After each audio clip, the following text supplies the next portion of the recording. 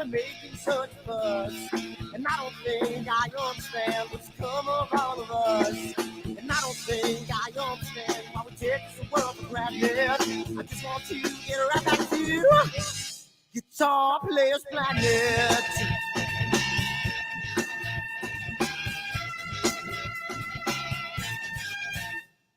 I see it in the papers, we read it every day. The riots and the fires going on in South LA. The muggers and the government, they're all wanting the same thing. They take you for your money, whatever else spring. And I don't think I understand why we're making such a fuss. And I don't think I understand what's come of all of us. And I don't think I understand why we take this world for granted. I just want to get right back to Guitar Players Planet.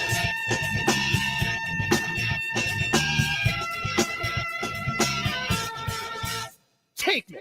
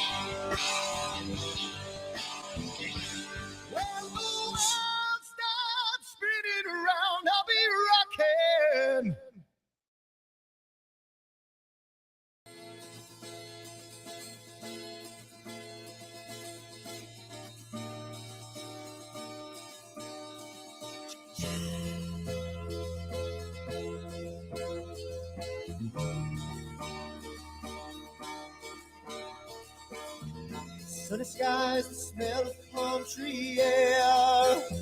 Looking back, I could never feel fair. The way the music has touched my soul, the way that the South holds its control. But I've got a new way to choose. I'm gonna start running back to the land of the new. Oh, na na na na na na.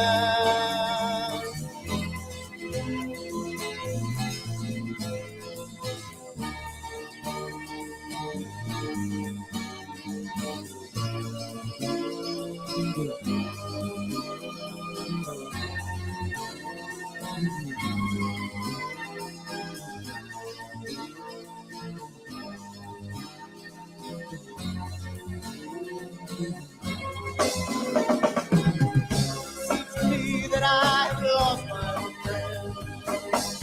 Got the sunset off the highway again.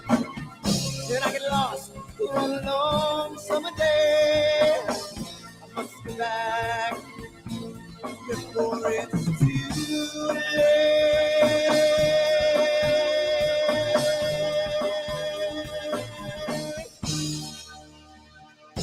You're afraid, you're feeling alone. Time and space can never unfold.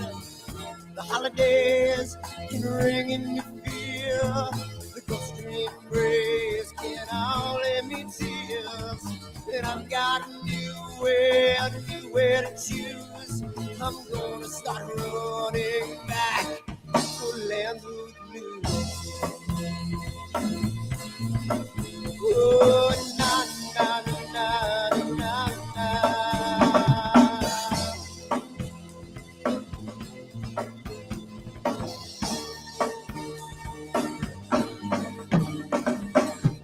Sitting at the lake, I'm feeling confused, but I had my guitar, so I played this blues. But I'm afraid, what might be true, that I might never be back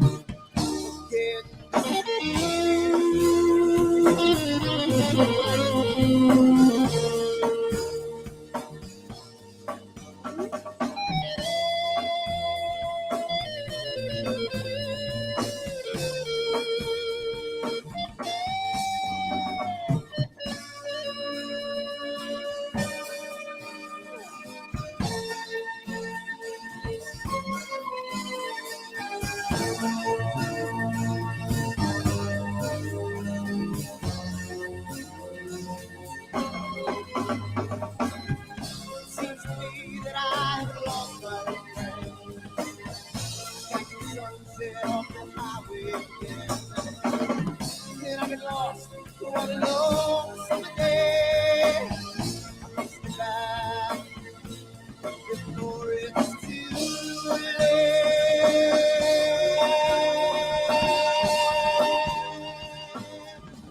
Before it's too late.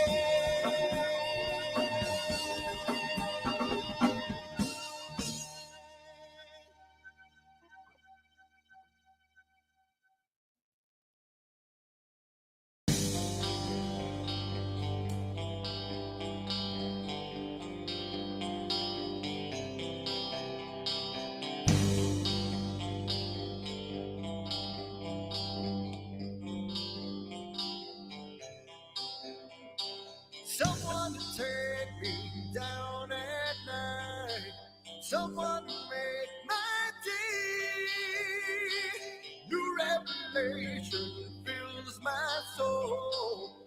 Oh, I can waste away. You distracting my attention. You're all that's on my mind. Not looking for perfection, but you're too hard to find. Now the first night is coming, and I know what to do. You know that nothing feels sweeter than someone else.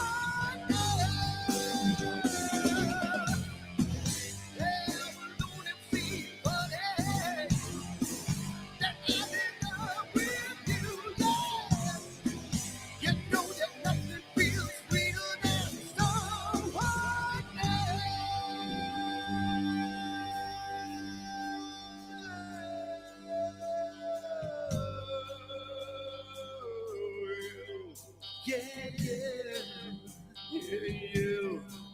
Oh, you.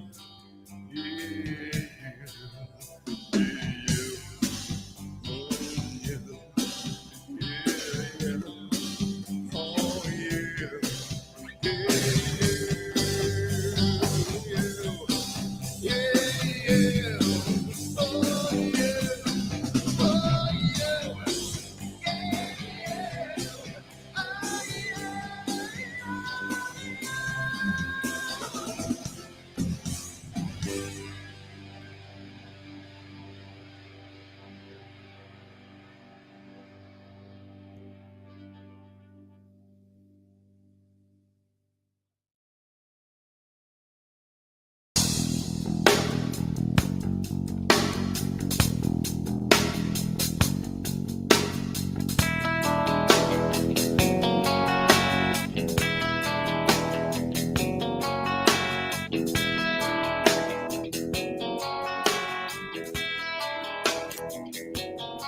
all right.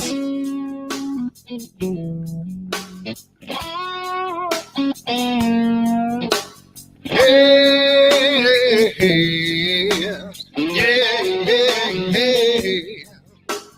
Where did my color go? Got your head in the sand.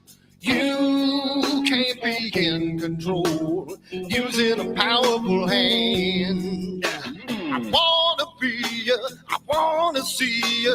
Don't taste the kisses of hate. Don't try to tell me, don't try to sell me, don't try to say it's too late. You're gonna push me to the edge, back me in a corner, making me stand in your shoes.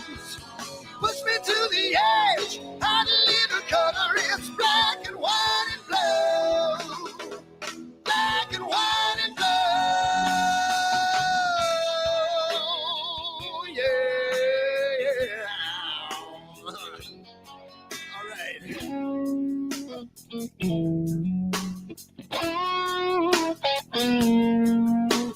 Yeah.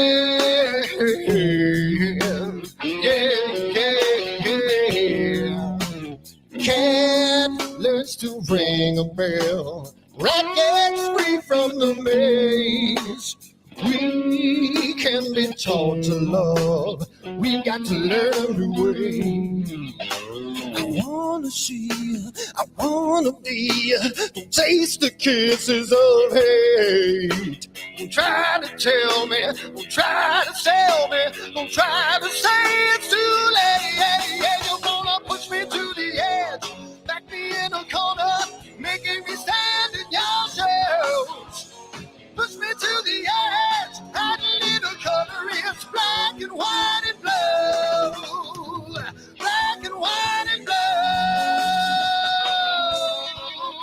Yeah.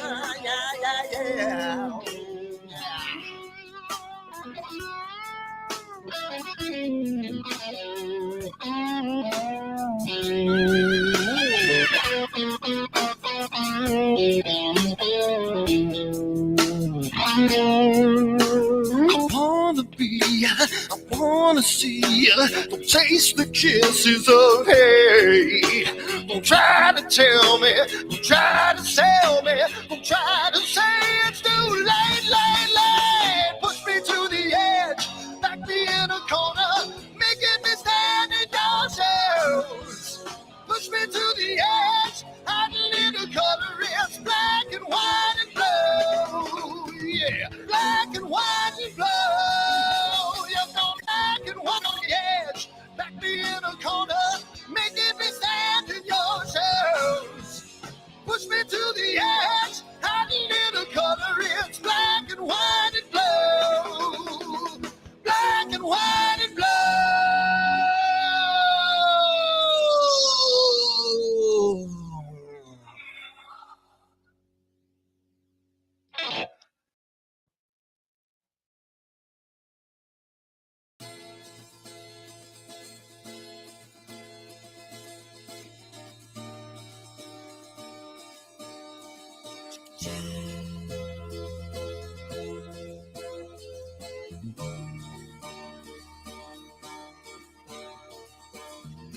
Sunny skies, the smell of palm tree air.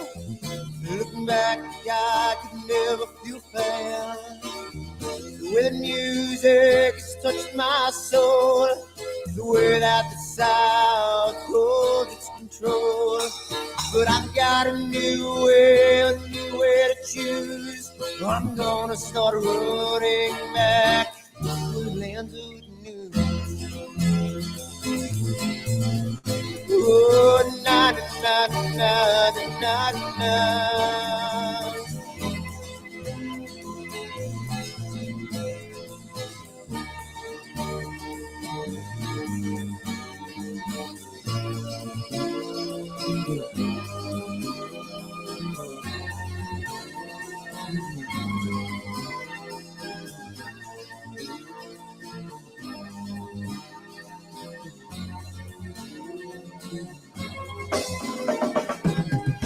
Seems to me that I have lost my friend. Got the sunset off the highway again. Then I get lost on a long summer day. I must go back before it's too late.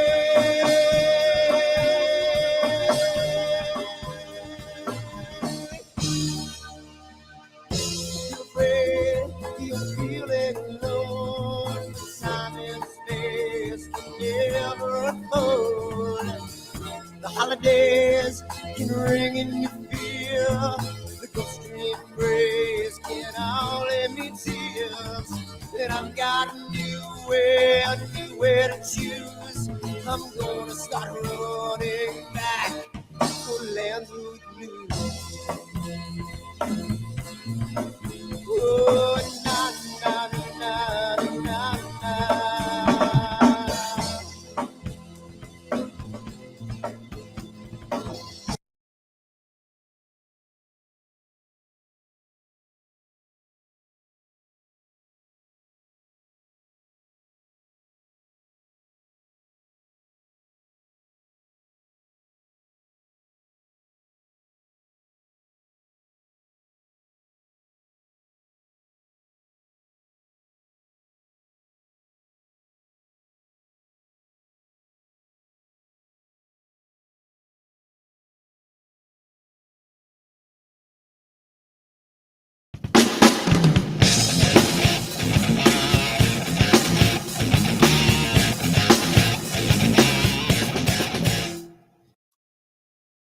All right, we are here again. Welcome, Ron Breacher, my buddy from Canada. How's it going, my friend? Awesome, awesome. Thank you for having me here tonight. This is you. I think tonight you break an AstroWorld record of being the one with the most appearances on AstroWorld. So we got two people that have records. We got Ron Breacher, who has the number of appearances record at 3. And then we have another Canadian buddy of Ron, Sean Nielsen, who was on the marathon show that we had. It was 3 hours and 17 minutes. So Sean's got the longest show, and Ron's got the most appearances. So welcome again, Ron. We love having you. Canada's taken over. It's totally taken over. We got. I'm gonna bring it back. We're gonna all get our thinking toques on, and just like what was it? Strange Brew, Great White North, eh? But Yeah, baby. but Really? everybody's in the chat saying hi. What's up? Sean Nielsen's there. A bunch of the regulars are there. Ernie, Bob, Mark, Charity, Cap 404, which is Steve, Al. We got a bunch of people going on, so it's a lot. It's a lot of fun when we do this on Wednesday night. And in case anybody's wondering, we have more people coming on. It's just not only me and Ron. So people are just. Oh, Jesse just popped in, so let me see if I can get Jesse on real quick. Let me just change this 1 second, and the titles may be a little bit messed up right now. But we'll let's see. We'll put Jesse on. Where are you, Jesse? Jesse's girl. There you go. And we'll do that. And we'll do the 3 up. And let's see. Let me just check the titles first. and I'll do it so Jesse's name is not Peter, and we'll do that, and then we'll do that, and then we have Jesse on. So there we go. Bam. Am I there? You are there. Hello, how are you?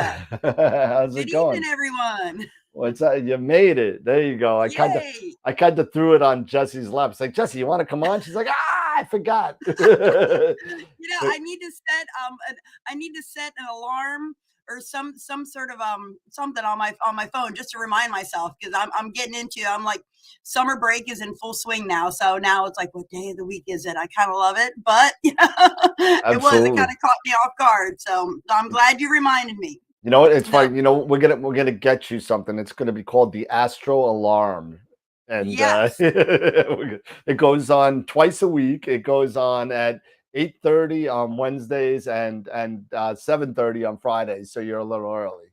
Absolutely. Dan, Absolutely. I can't see Jesse. Is that a setting? Oh, hold on. No, that's me. Give me 1 second. I forgot to change one thing. Let's see, 44, and I'll change it so you can. I could hear her. Yep. Outputs and 44, and now you should be able to see her. Hey, Yeah, there you hi. are. Hi, Ron. How are you? I'm great. How are you, Jesse? I'm doing very well, thank you. So all right. Yeah, this is much better there. I've gotten the little pop-up of me that I was kind of looking at, but it's better to see all of us together.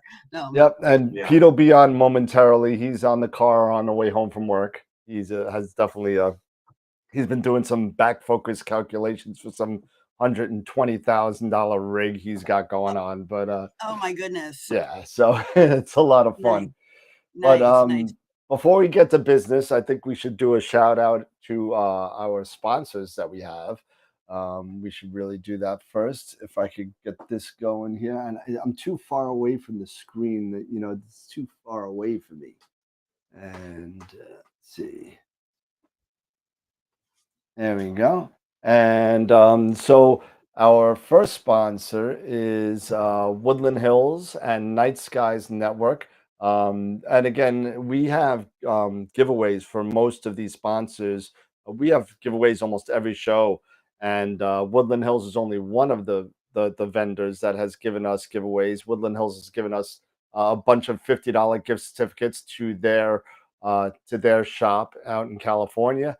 And we did it at $50. They gave us a lot more than that, but we wanted to give away a nice present at the end of the year, so we're kind of saving some money that they gave us in order to give something nice at the end of the year. But now it looks like the Optolong narrowband, which is going to be given away the last Friday in November, and that's going to be the Christmas present for somebody, just in time for the nice winter narrowband season. It's going to be great. So Woodland Hills and Night Skies Network, thank you to them. Followed by our Red Giant Level, Prima Luce Lab, Camera Concepts, and the aforementioned Optolong filters. Prima Luce, don't forget we got the Eagle 4 giveaway coming up, and that's coming up really 3 weeks away. So we're 3 weeks away from giving away an Eagle 4. It's going to call the Eagle 4 Ecclesi, and it's matte black with red writing, and it's maxed out. Windows 11, Wi-Fi 6, brand new SSD, 2 terabyte Samsung 980 Pro, and 64 gig of RAM. So it's crazy. Tom and the people over at Prima Luce, thumbs up. You guys are awesome. Camera Concepts as well, $50 for whatever, as long as I decide to give it out for. $50 gift certificates from them. And I'll show the box again when I get on screen. But Optolong gave us an amazing amount of filters and gifts to give away. So our first Optolong giveaway is in 2 days.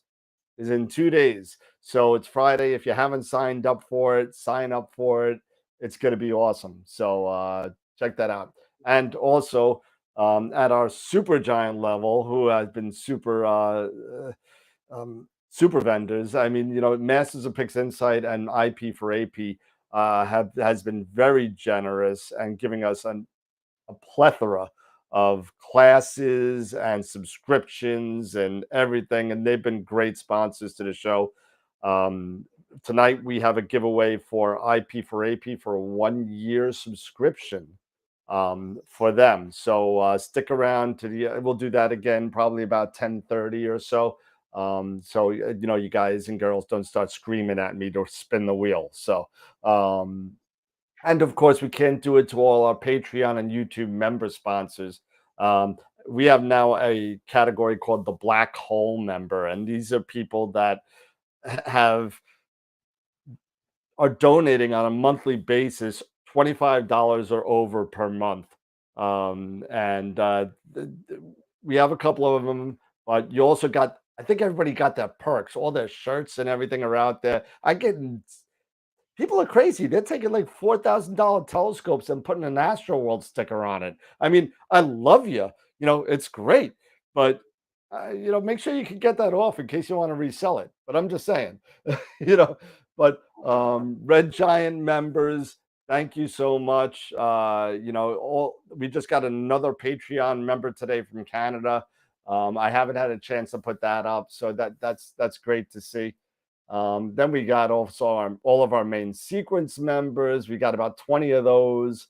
And then our 2 Protostar members as well. And if you are interested in becoming one of our patrons, go to our Patreon account. The link is on the bottom of the description of the YouTube page. Feel free to join us on them. If you were on the Patreon membership or on our Discord channel, you were able to see a preview of the intro to the video that I'm going to be making. I have 2 that's ready to go out. One for the iAxos 100 mount and another one for the Celestron DO system. That's going to be kind of cool to take a look at. So I just found out today, June 29th, Kurt Lanes will not be on. However, I rescheduled David Geeson from Photonic Cleaning Technologies is going to be on and giving us a rundown on his system to clean optics. And it's pretty interesting. A little scary, but it's pretty interesting. You know, and it's going to be great to have him come on. And following that, on the 8th of July, we have who Masters of Pixits I just had last week, Russell Croman from Russell Croman Astrophotography and his plugins on Noise Exterminator and Star Exterminator and the aforementioned for Photoshop Gradient Exterminator. So it's going to be great to see him, and he's going to give us a rundown on how his artificial intelligence system actually works. So it's going to be pretty interesting. And as usual, please join us on all or any of our other social media platforms, YouTube, Discord, Twitch, Twitter, whatever else is out there. We're on everything, and just check us out. If you want information, go to the website. Check us out at www.astroworldweb.com, and you can get all the information there. So thanks everybody for listening to me speak for about 6 minutes. I know sometimes I can ramble, but I appreciate you guys and girls being patient. And we are back, and we are live with Ron Breacher, AstroDoc. He's got the branded shirt on and everything. And go to astrodoc.ca. You can get hats, shirts, ties, whatever you want with the AstroDoc branding on it. So you can go check that out. So Ron, welcome. Thank you. The hoodies are really nice, and it might be hot right now, but winter's coming. Winter is coming. I got to get me one of those AstroDoc sweatshirts. I really do. They're really nice. Yeah. Hi, Mark Ellis. Tom Bramwell just popped on, said hi. Hey, Tom, how are you, bud? Bill Schlein. We got. Hey, this shirt, I got to tell you, this shirt was a gift from Sean Nielsen, who designed my logo. Oh, that's nice. Yeah, when Sean well, beyond getting started in astrophotography, but I didn't know him for long. And my wife actually came up with the AstroDoc name. That whole idea was hers. And I asked Sean. Sean was doing web design, and I asked Sean for some help, and he designed the logo and helped us. He did the web design. I populated it, but he designed it. So You know, isn't it great when you have somebody that could do the beginning work for you, and you could just kind of put yeah, stuff well, in what there? I know about web design, you could put in your eye and you wouldn't be uncomfortable. You know, it's funny you say that because I know diddly about web design. I don't know anything. I know I'm lucky I know more about astrophotography than I do about web design. But you know, like I was lucky to have Simon Lewis from New Zealand. He's a good friend of mine and a friend of the show that was able to revamp the entire website. He's like, "Oh no, what are you doing? It's so clunky. It's horrible." Da, da, da, da. He's like, "By the way, I've done web design." I said, "You want to do it?" He's like, "Okay." So he did it. Pete, I mean, I admire that skill. Pete Prue, my partner Yep.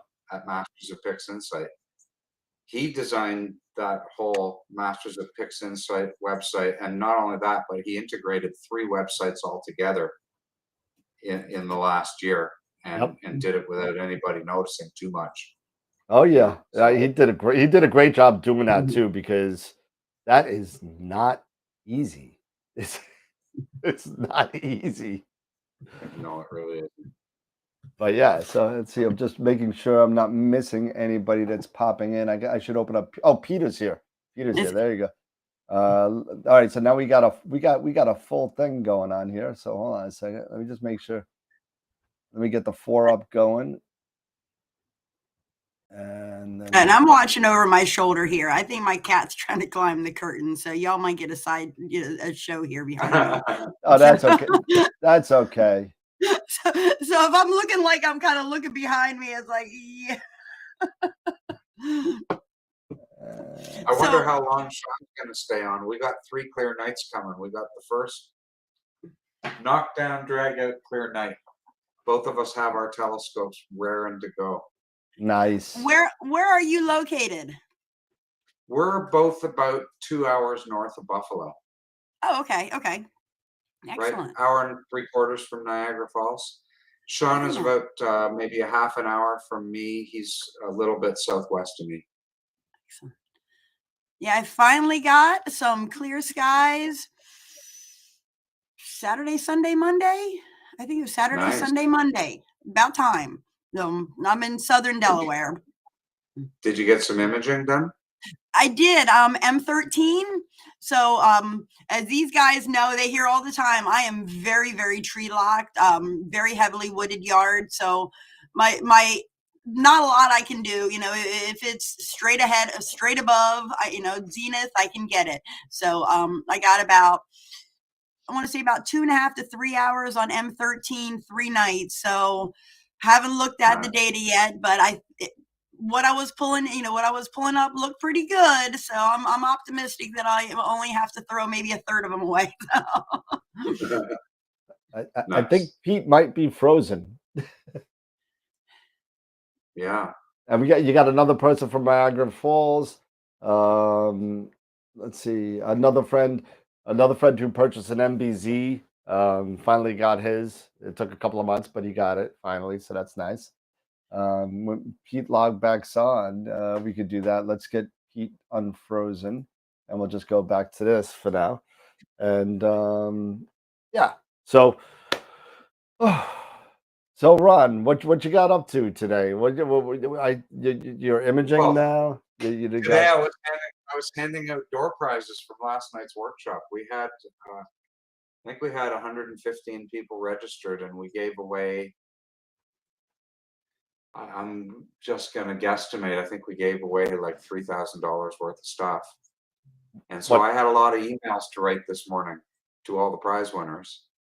No, yeah, because you had a bunch of 30% offs for 268s. You We had had 30% off cameras. We had a set of narrowband 3 nanometer filters from Yep. Optolong. Yep. A couple of noise exterminator licenses. Some mounting hardware from ADM Optics. Yep. Anthony. So it was fun. And I was, you know what, I took the afternoon off and kind of hung out in the shade. It was hot here, but Yeah, it I was like hung out in the we shade. spoke today. It was like in the 90s over there, right? It was, yeah, and that was early this morning.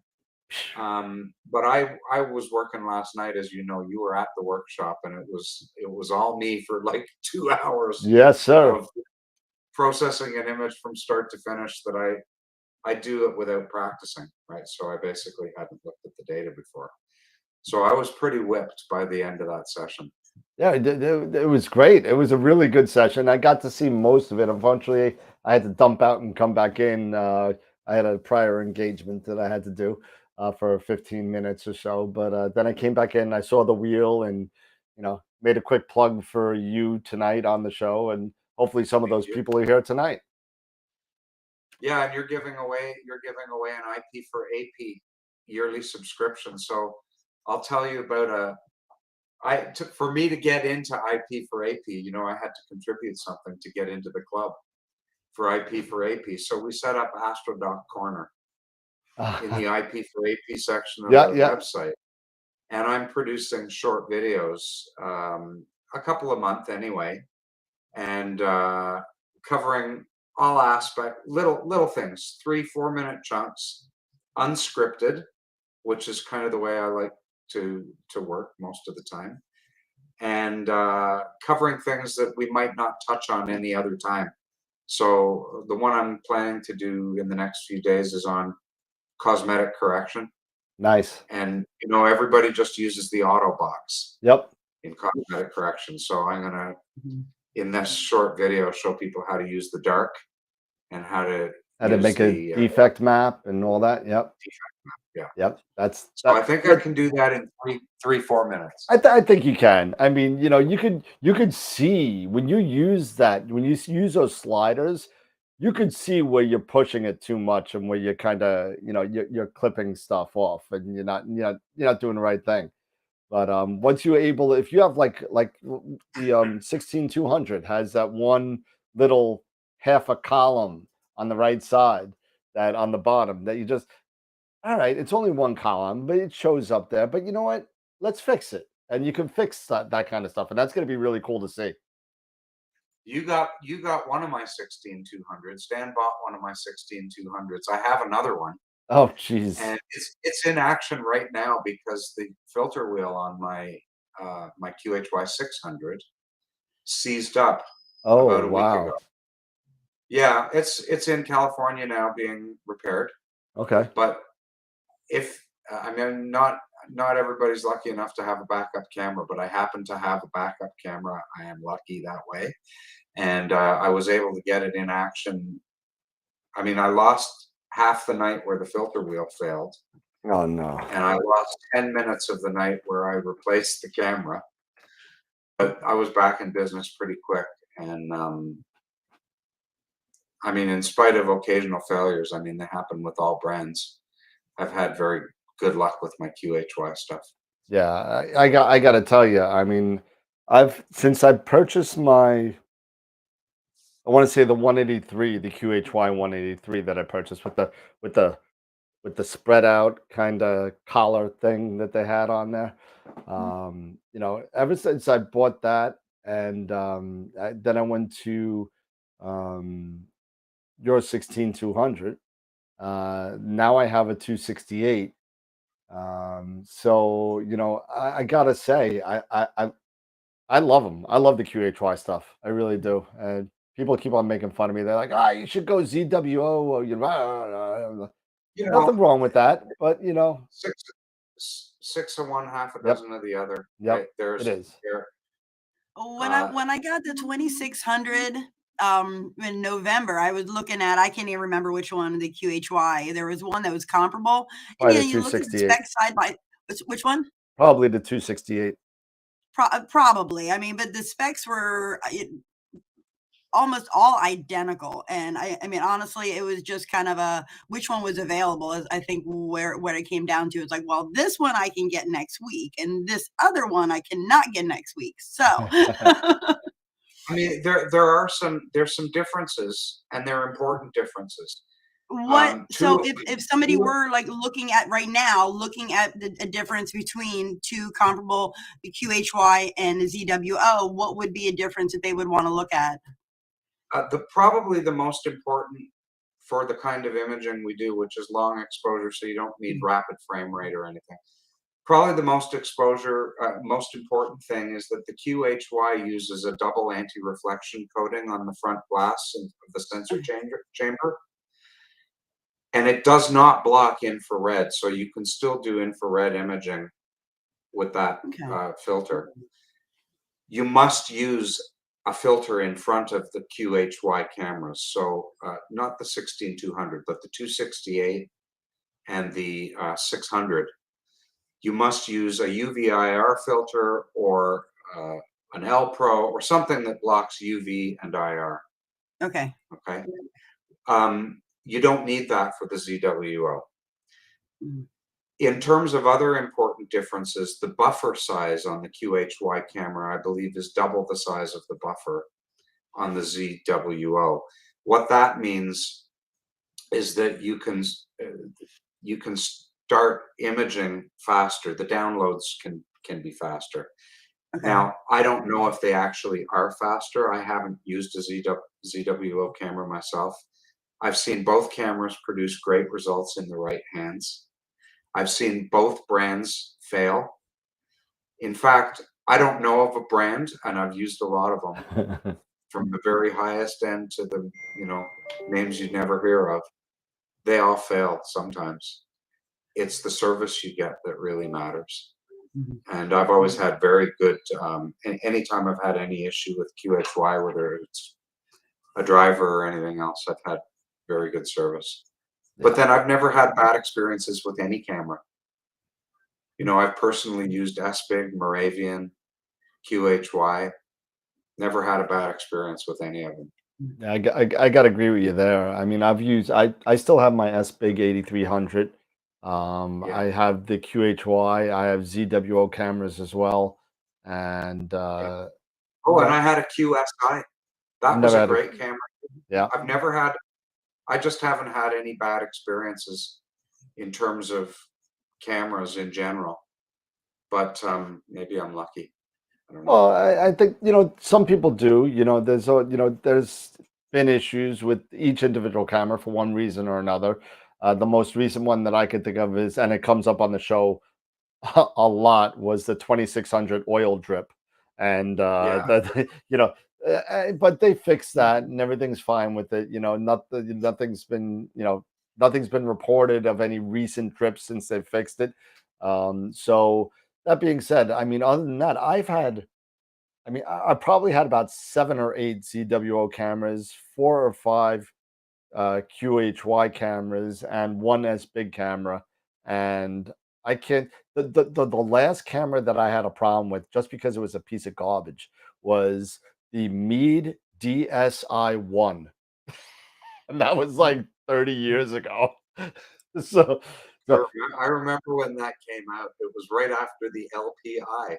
Remember the Meade Lunar Planetary? Oh yes, absolutely. And you know what? That magic focus with the AutoStar suite, there was nothing magic about it. It just never worked. It was horrible. But oh boy. Yeah, it's fun. I mean, all the stuff that we have, then the people that kind of like, I gotta give a shout out to Mike. So I threw out on the Discord chat, and I don't know if I'm sure you guys know, but this weekend is a really cool planetary conjunction coming up with a lot of planets, and only, I think it's under a 20% illuminated moon coming across. And it's at like, well, the one that I'm going to, the one that I'm going to actually get up to go see is like 4 o'clock in the morning on Saturday. So I threw out on the Discord channel, I said, listen, I don't have a camera lens wide enough to get this shot off in one shot. I don't have anything that wide enough. Does anybody out there have a 14 millimeter or so Canon lens that I could borrow just to see if I can pull this off. Sure enough, somebody said, "Yeah, I got one. It's collecting dust in my closet of death, and now I have it right here." So, Mike, thank you for lending me your 14 millimeter f2.8 Samyang to try and do this. So it just shows that what um, a great venue, the Discord chat and the community that we have, the amount of trust that's out there. That I didn't even met Mike. I don't know who Mike. I hate to say, I don't know who you are. I know you are in the internet world, but you just sent me a lens, not even knowing me. So thank you for that. I promise I'll get it back to you. I'll take care of this. But I just wanted to say thanks. So That's nice. yeah. So I just hope I can get in focus so I can take this. I can do manual focus with the Batinov mask or something. I don't know. I'll figure something out. How's the Yeah, weather looking like for this weekend for you? It's looking great. It's still far out, but It's thank you, Charity. Charity just donated $10 on our YouTube channel. Thank you so much to Charity. But is Pete back? Let's see. Pete's having internet issues. I still see him frozen on my screen. Yeah, I just left him up there. He'll be back. He's having Okay. Xfinity issues. But Mobility issues right now. yeah, well, he'll be back. He's just having issues. He had issues. There was an outage in his area one night that they were out for 3 days. Oh, oh boy. no. Yeah, right in the middle of a show. So Last about a little more than a year ago, we got a whole home generator. And 10 seconds after the power goes out, that generator kicks in. It's on natural gas. nice. And we've needed to use it. We had an outage from a big windstorm in the spring, and it was on for 10, 12 hours. And the power was out, the generator was running, and everything was fine. Wow. Tom's yelling at me. I should have asked him. He's got a Sigma Art 1.4. He would have let me. So, hey. Not too late. You can get it there by Saturday, Tom. Oh man, I don't know. That's a little tight. But you know what? It's only Wednesday. You know what, Tom? You need to be on the Discord channel. That's what you need. You need to join us on Discord, Tom. You need to join. We got 70 people on that thing. So hey, it's a lot of fun, and Tom's awesome. Tom did me a solid, well, he did me a solid. My Eagle 4, no issues with the Eagle 4. Just something was weird with the Wi-Fi antenna, and I asked him to take a look at it. So I sent it to him because I don't want to mess with that, because I actually opened up the chassis and I looked at it, and those Wi-Fi wires are they're very, very delicate. There's about 5 or 6 black little thin wires that go right to your Wi-Fi card, and it's hidden underneath it's the NUC. It's like the motherboard that's there. And in order for me to get to it, I would have to take off the NUC and kind of figure it out. And I was like, I'm okay. I built my own computer. I've done stuff like that. But with this particular item, I just wanted a professional that knows his ins and outs of it. So I sent it to Tom, and not only did Tom fix the issue, but I also sent him a 980 SSD, more RAM, and a new Wi-Fi card. He installed it and upgraded it to Windows 11. So Awesome. thank you, Tom, for helping me out. I appreciate that. Who's texting me here? Looks like somebody's offering to sell me their Rokinon 14 and the and a Rokinon 8. So it's funny. Last week I went on a selling spree out of my closet of death over here, and just so you know, Ron, I pulled the trigger, and everybody else on the show, I pulled the trigger on the astrophysics. You did get it. Yay. You I did. did. I pulled the trigger on it. I called my friend Congratulations. and I said, "Listen, I'm selling everything. So to get the scope. So well, I'm not selling everything, but I'm selling some things. You know, because everybody knows the amount of equipment that I have here is like you, Ron. We got equipment all over the place. And some stuff we just don't use or want something better or newer. And sometimes you need there's that line where you have to sell stuff before it becomes obsolete. I've missed that line a couple of times, like with the SBIG STF 8300M. Um, but you know, there are things that you just gotta use for a couple of years and get rid of, and use for a couple of years and get rid of, and keep them You know, relevant. for me, it has to do with the size of the targets or the type of the targets that you shoot. Yeah, So I stick with a focal length, probably one focal length or one image scale. It's more about image scale and field of view, right? I'll stick with one setup probably for 2 years and shoot the crap out of everything I can see from my location.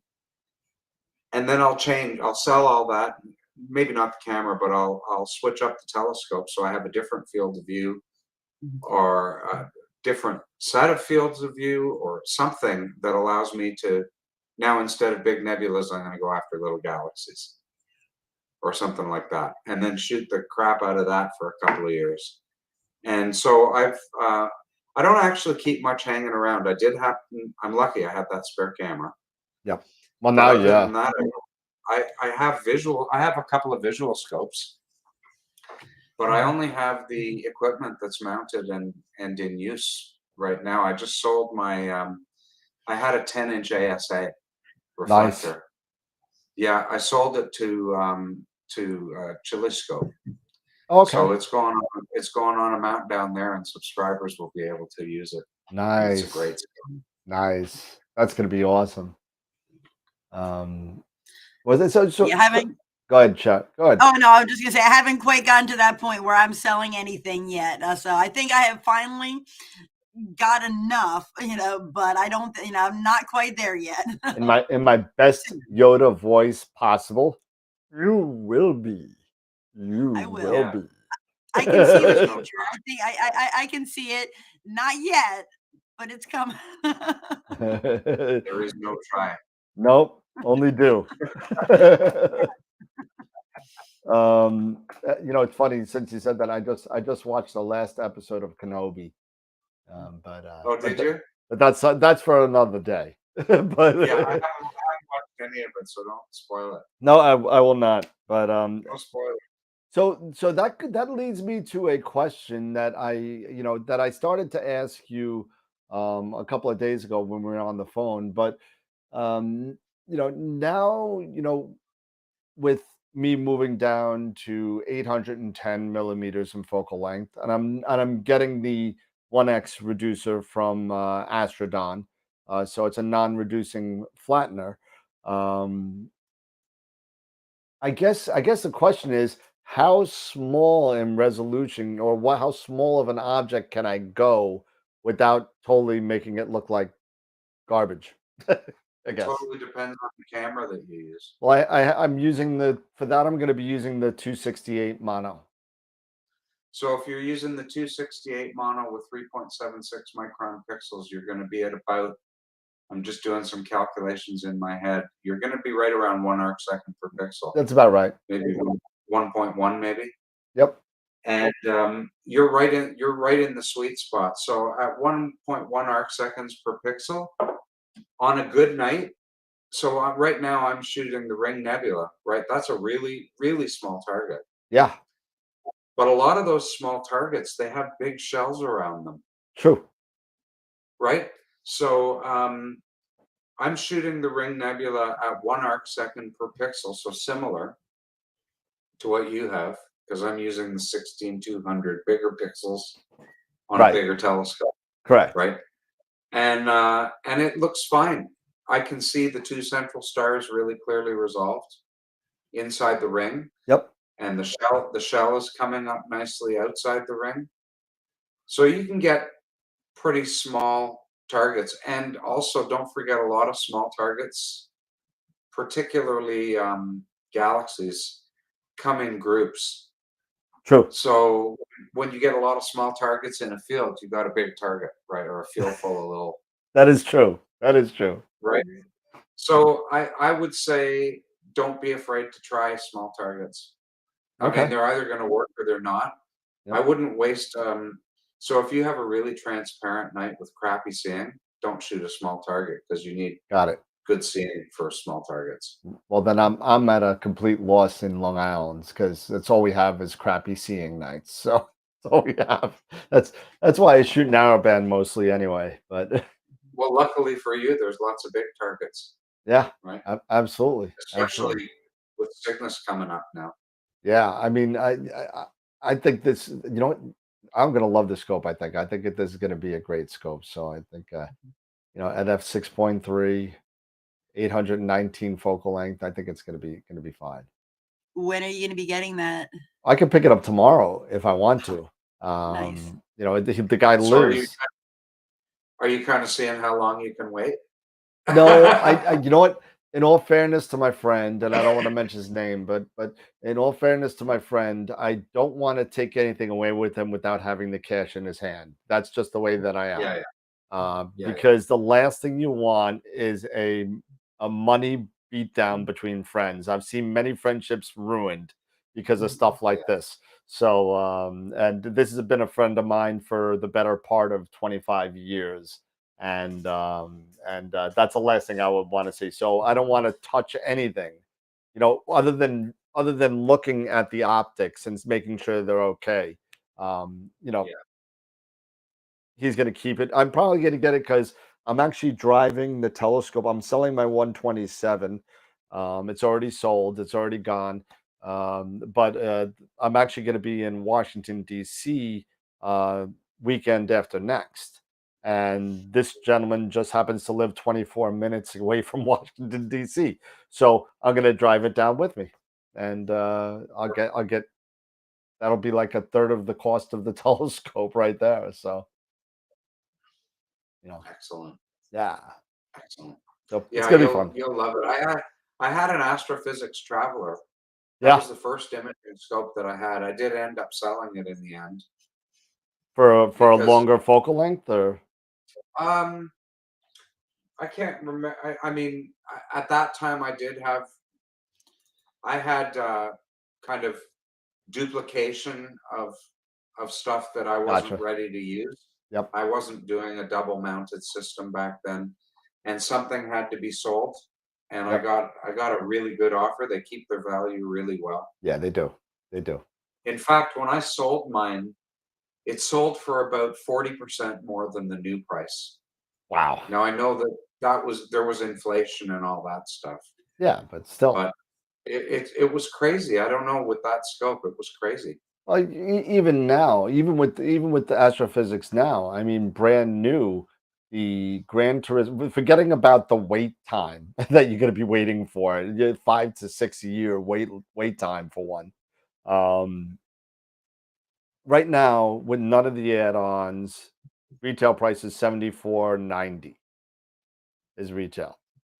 It's sold on cloudy nights about 6 months ago for $8,800.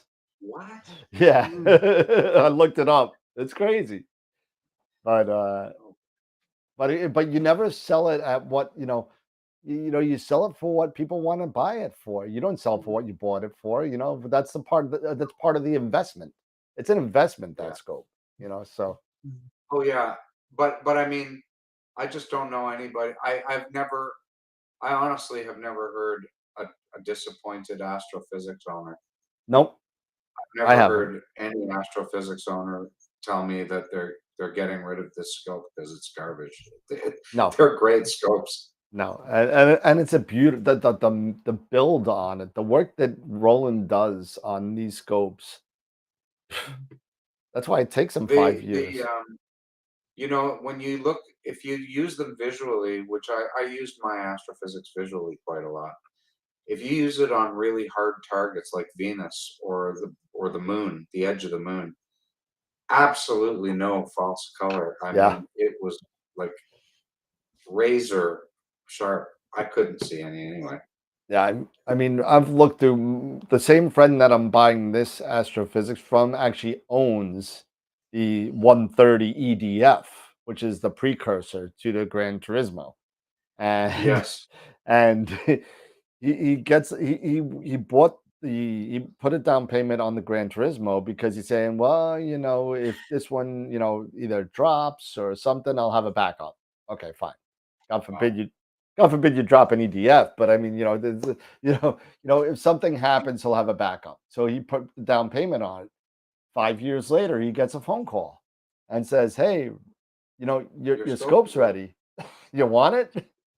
And he's like, yeah, I want it. So you got it. And it's literally, with the exception of one or two first light events, it's been sitting in his case in pristine condition for about 2 years. And it hasn't been touched. It's been waiting for you. It's been waiting. I've seen it. I've been to his house and I've seen it. It just came in conversation saying, what are you doing with that thing anyway? It's just sitting there. I mean, it's such a shame. You got I know. one, you use it, you love it. And That's how I felt about the 10-inch, right? It was yeah. sitting in a box, and Yep. it's a beautiful scope. But I what that scope was doing, I'm now doing with my Esprit 150, the Skywatcher Esprit Yep. 150. It's almost the same focal length that I was getting with the reflector, and I've used reflectors and refractors. I like them both at different times, but overall, I'd have to say if I could only pick one, it would be refractors all the way. Yeah. I just my preference. Yeah, me too. I mean, I was actually in the market for a 9 1/4 Schmidt.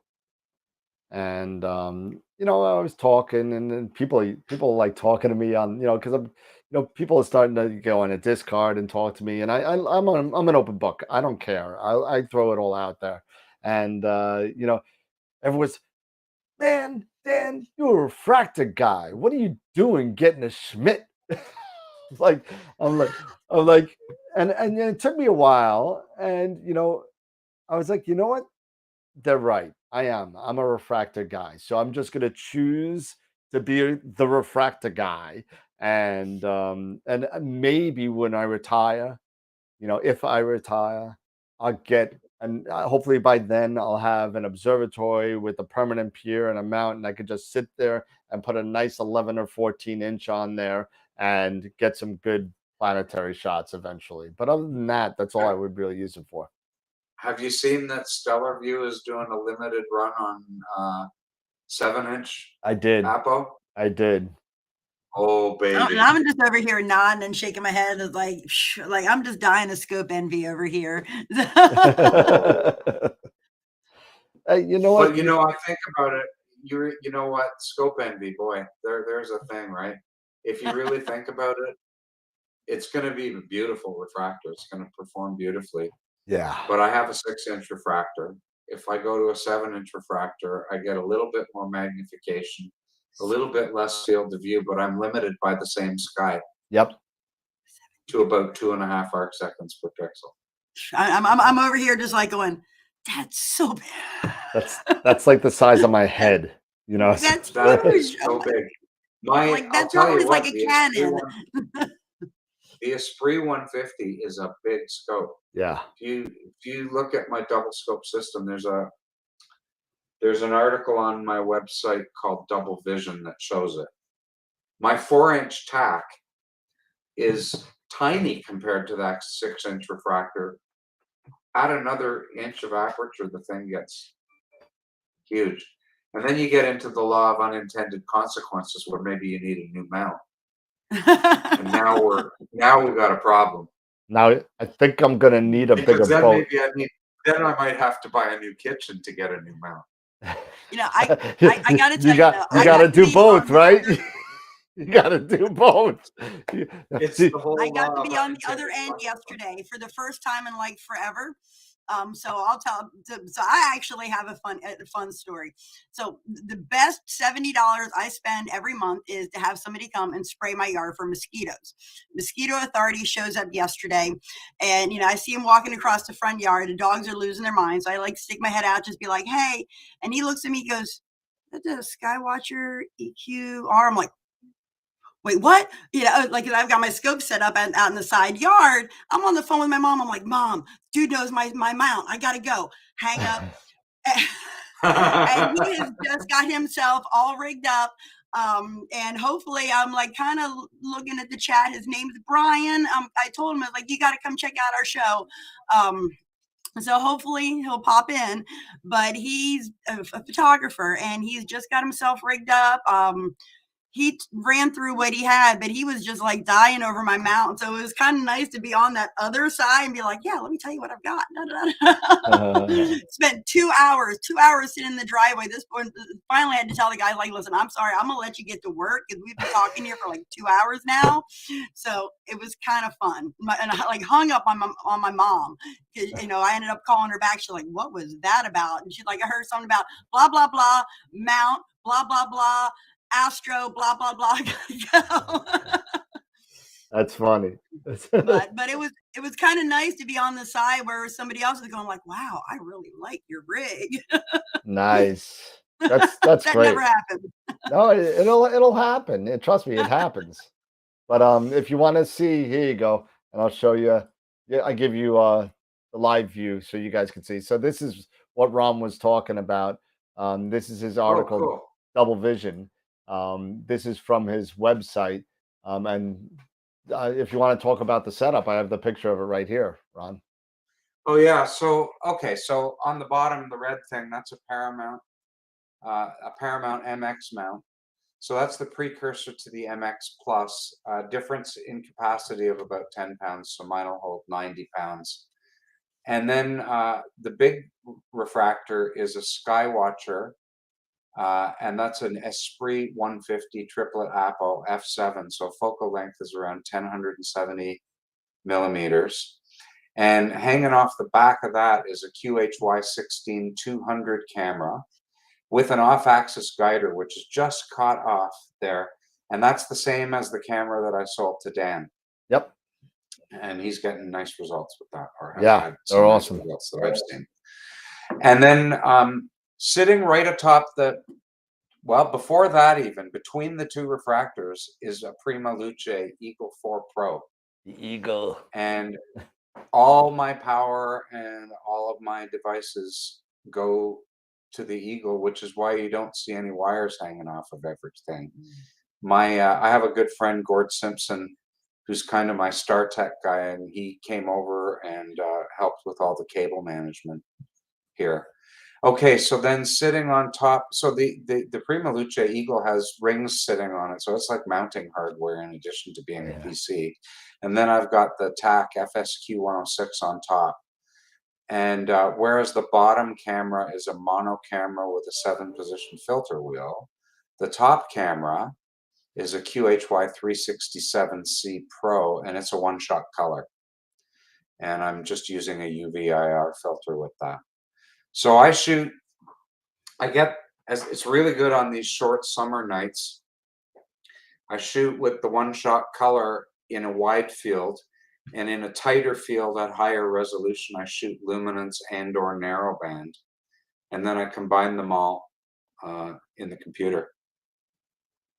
And that works pretty well. Nice. Yeah, so hang out at you can definitely check out all of Ron's articles at his website, and I'll throw it on a ticker on the bottom. Definitely do that.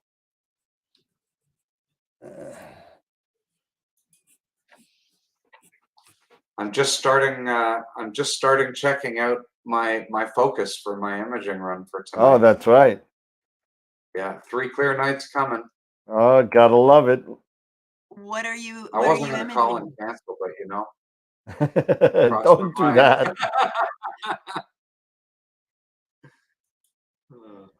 What are you shooting? What are you using for acquisition now, Dan? Mina? Yeah, yeah, I've changed to Nina about 6 months ago, maybe right in the winter time I get. Um, Yeah, but I love it. I know I think you and I and myself and Sean Nielsen got together a couple times working through the advanced sequencer. yeah, I just recently started playing with Hocus Focus, which is a plugin. Um, yeah. I and use uh, it. and you know what I love about it? I didn't know what it did. You know, I know what it does. I get it, but I didn't realize that it actually gives you recommendations for backspacing to the flattener. So Huh. it'll tell you to move further or closer away, or closer to the flattener. What is Oh, I that? didn't know that either. Yeah, on the bottom I mean, it'll I just say, haven't used. Go yeah, ahead. no, no, on the right in the middle of the screen, it'll say move sensor further from flattener or move sensor closer from flattener point 0.8 or point 0.9 or whatever. It'll give Oh, you that's great. recommendations for curvature. Yeah. That's really good. Yeah. So I'm gonna have to try that because, well, although no, I'm not. It's everything's good. I I'm just I'm never just not. touch anything that's working. That's the first rule of Nope, astrophotography. don't do that when you got 3 clear nights coming. Okay, That so I'm gonna speak for Sean here and give you an example because he can't speak for himself because he's not in the chat here. But Oh, Sean he got a was. new imaging computer to try today, and he got it all set up. It's ready to go. He could use it right now, but he wisely decided not to change anything till full moon. Good for him. We got 3 beautiful clear nights coming, Don't so do it, I'm man. sure we won't see anything messed up. Yeah, so Sean is in the chat right now. Oh, And cool. he said aberration inspector is what in Nina, and there is something called aberration inspector in Nina. Yeah, However, there is Hocus Focus as well. Now, I it's don't know different. if Yeah. it works in conjunction with the aberration inspector, but right on the Hocus Focus screen, it gives you whether to move the sensor further or closer to the flattener to get maximum, um, or not maximum, minimum curvature. So What now? What is this hocus pocus? it's Here, a can I show my screen? I've yeah, got it up. absolutely. So let me toggle screen sharing And and I'll just show make my you. new screen. And are you seeing the live in the green room, or are you seeing the 3 up? I don't You I just see don't your really know. screen or all I 3 of can us? toggle screen sharing, but it's oh, here we go. Do you see my screen now? Yep. Okay, perfect. So I'll just make that full screen. You see my screen. Yep. You got Nina. So yeah, so what Dan is talking about is if you go to the plugins page and go to Hocus Focus, you've got is it here that you're talking about? Yeah, so if you do the Hocus Focus routine and run the autofocus, Yeah. it'll give you recommendations on flattener positioning or your sensor positioning for your flattener. And so in the does that appear here in the imaging tab Yes, in so the if you go in autofocus the imaging report? tab Yeah. and then you go under, let's see, is that the regular? Is that Hocus Focus? I Yeah. can't read. No, this is Hocus Pocus. Yeah, so when you run the autofocus routine, once it's done in that bottom area, will show you for your flatness spacing. Oh, I see. Okay. I'll look for that tonight. Yeah, give it a shot. Yeah. I'll look for that tonight. So But anyway, what I'm doing right now is the camera's just running. I was just making sure I got my initial focus. There's those white lines, yep. those warm columns that Dan was talking about. This is a QHY 16200, Yep. and so this is the monochrome camera, and then I've got the color camera running as well in a different instance of Hocus Focus, and they're both, they're both ready to run a focus run at any time now. So I can just stop that, and I'm pretty sure I've set this up to just wait until nautical dusk, so I can start this. Just and press it play. will wait until nautical dusk.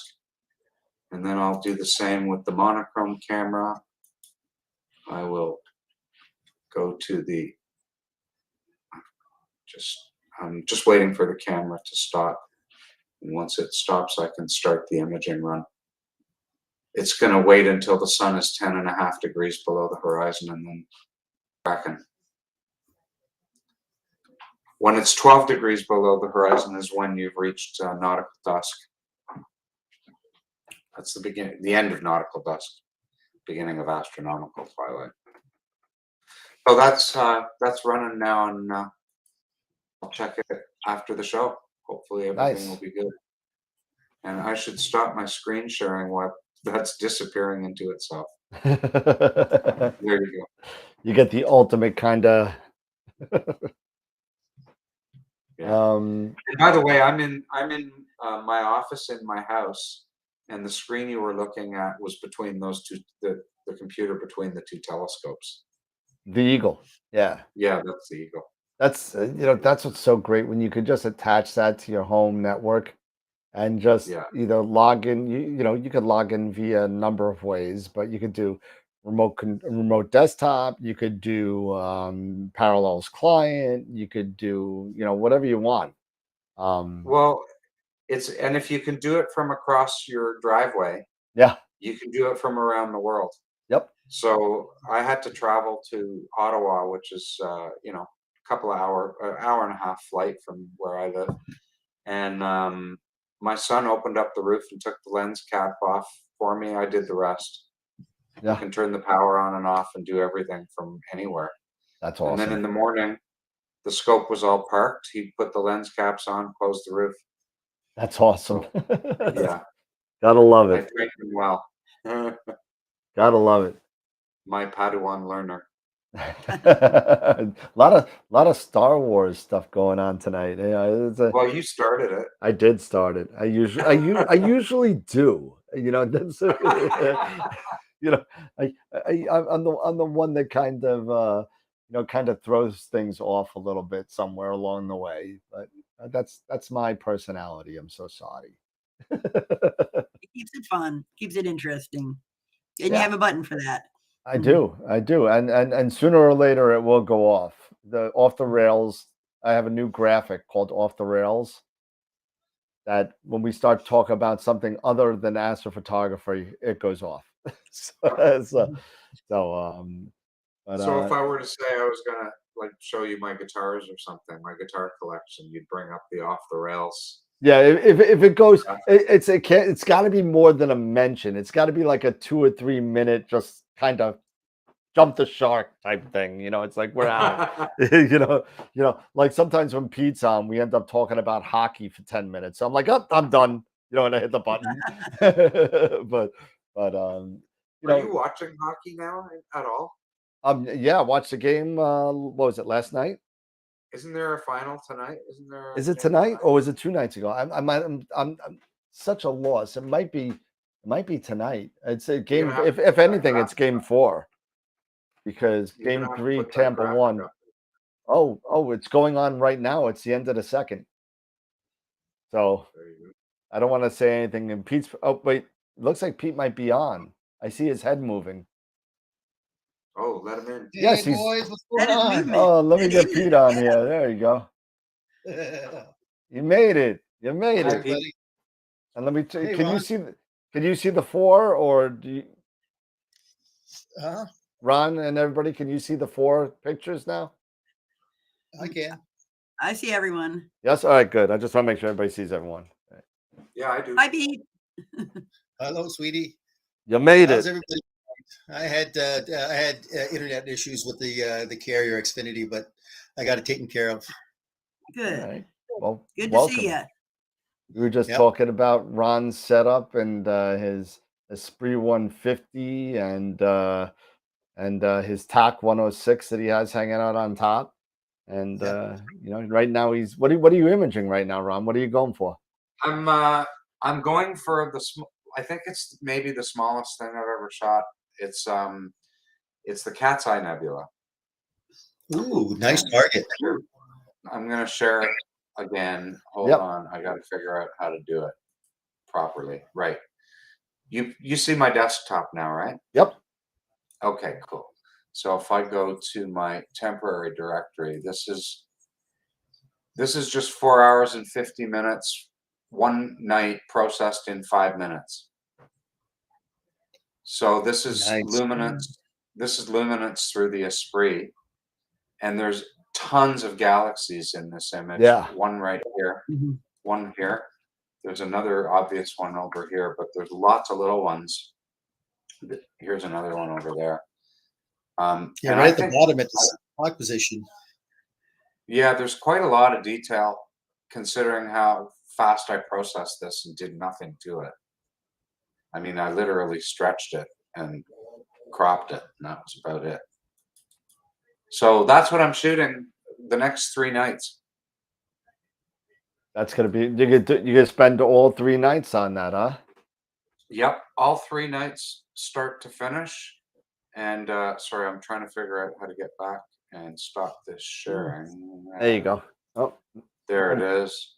Yeah, almost. There you I'm go. planning to shoot all 3 nights, and you probably saw the core was kind of burned out. Those are 5-minute subs, and they're also burned out in the color version.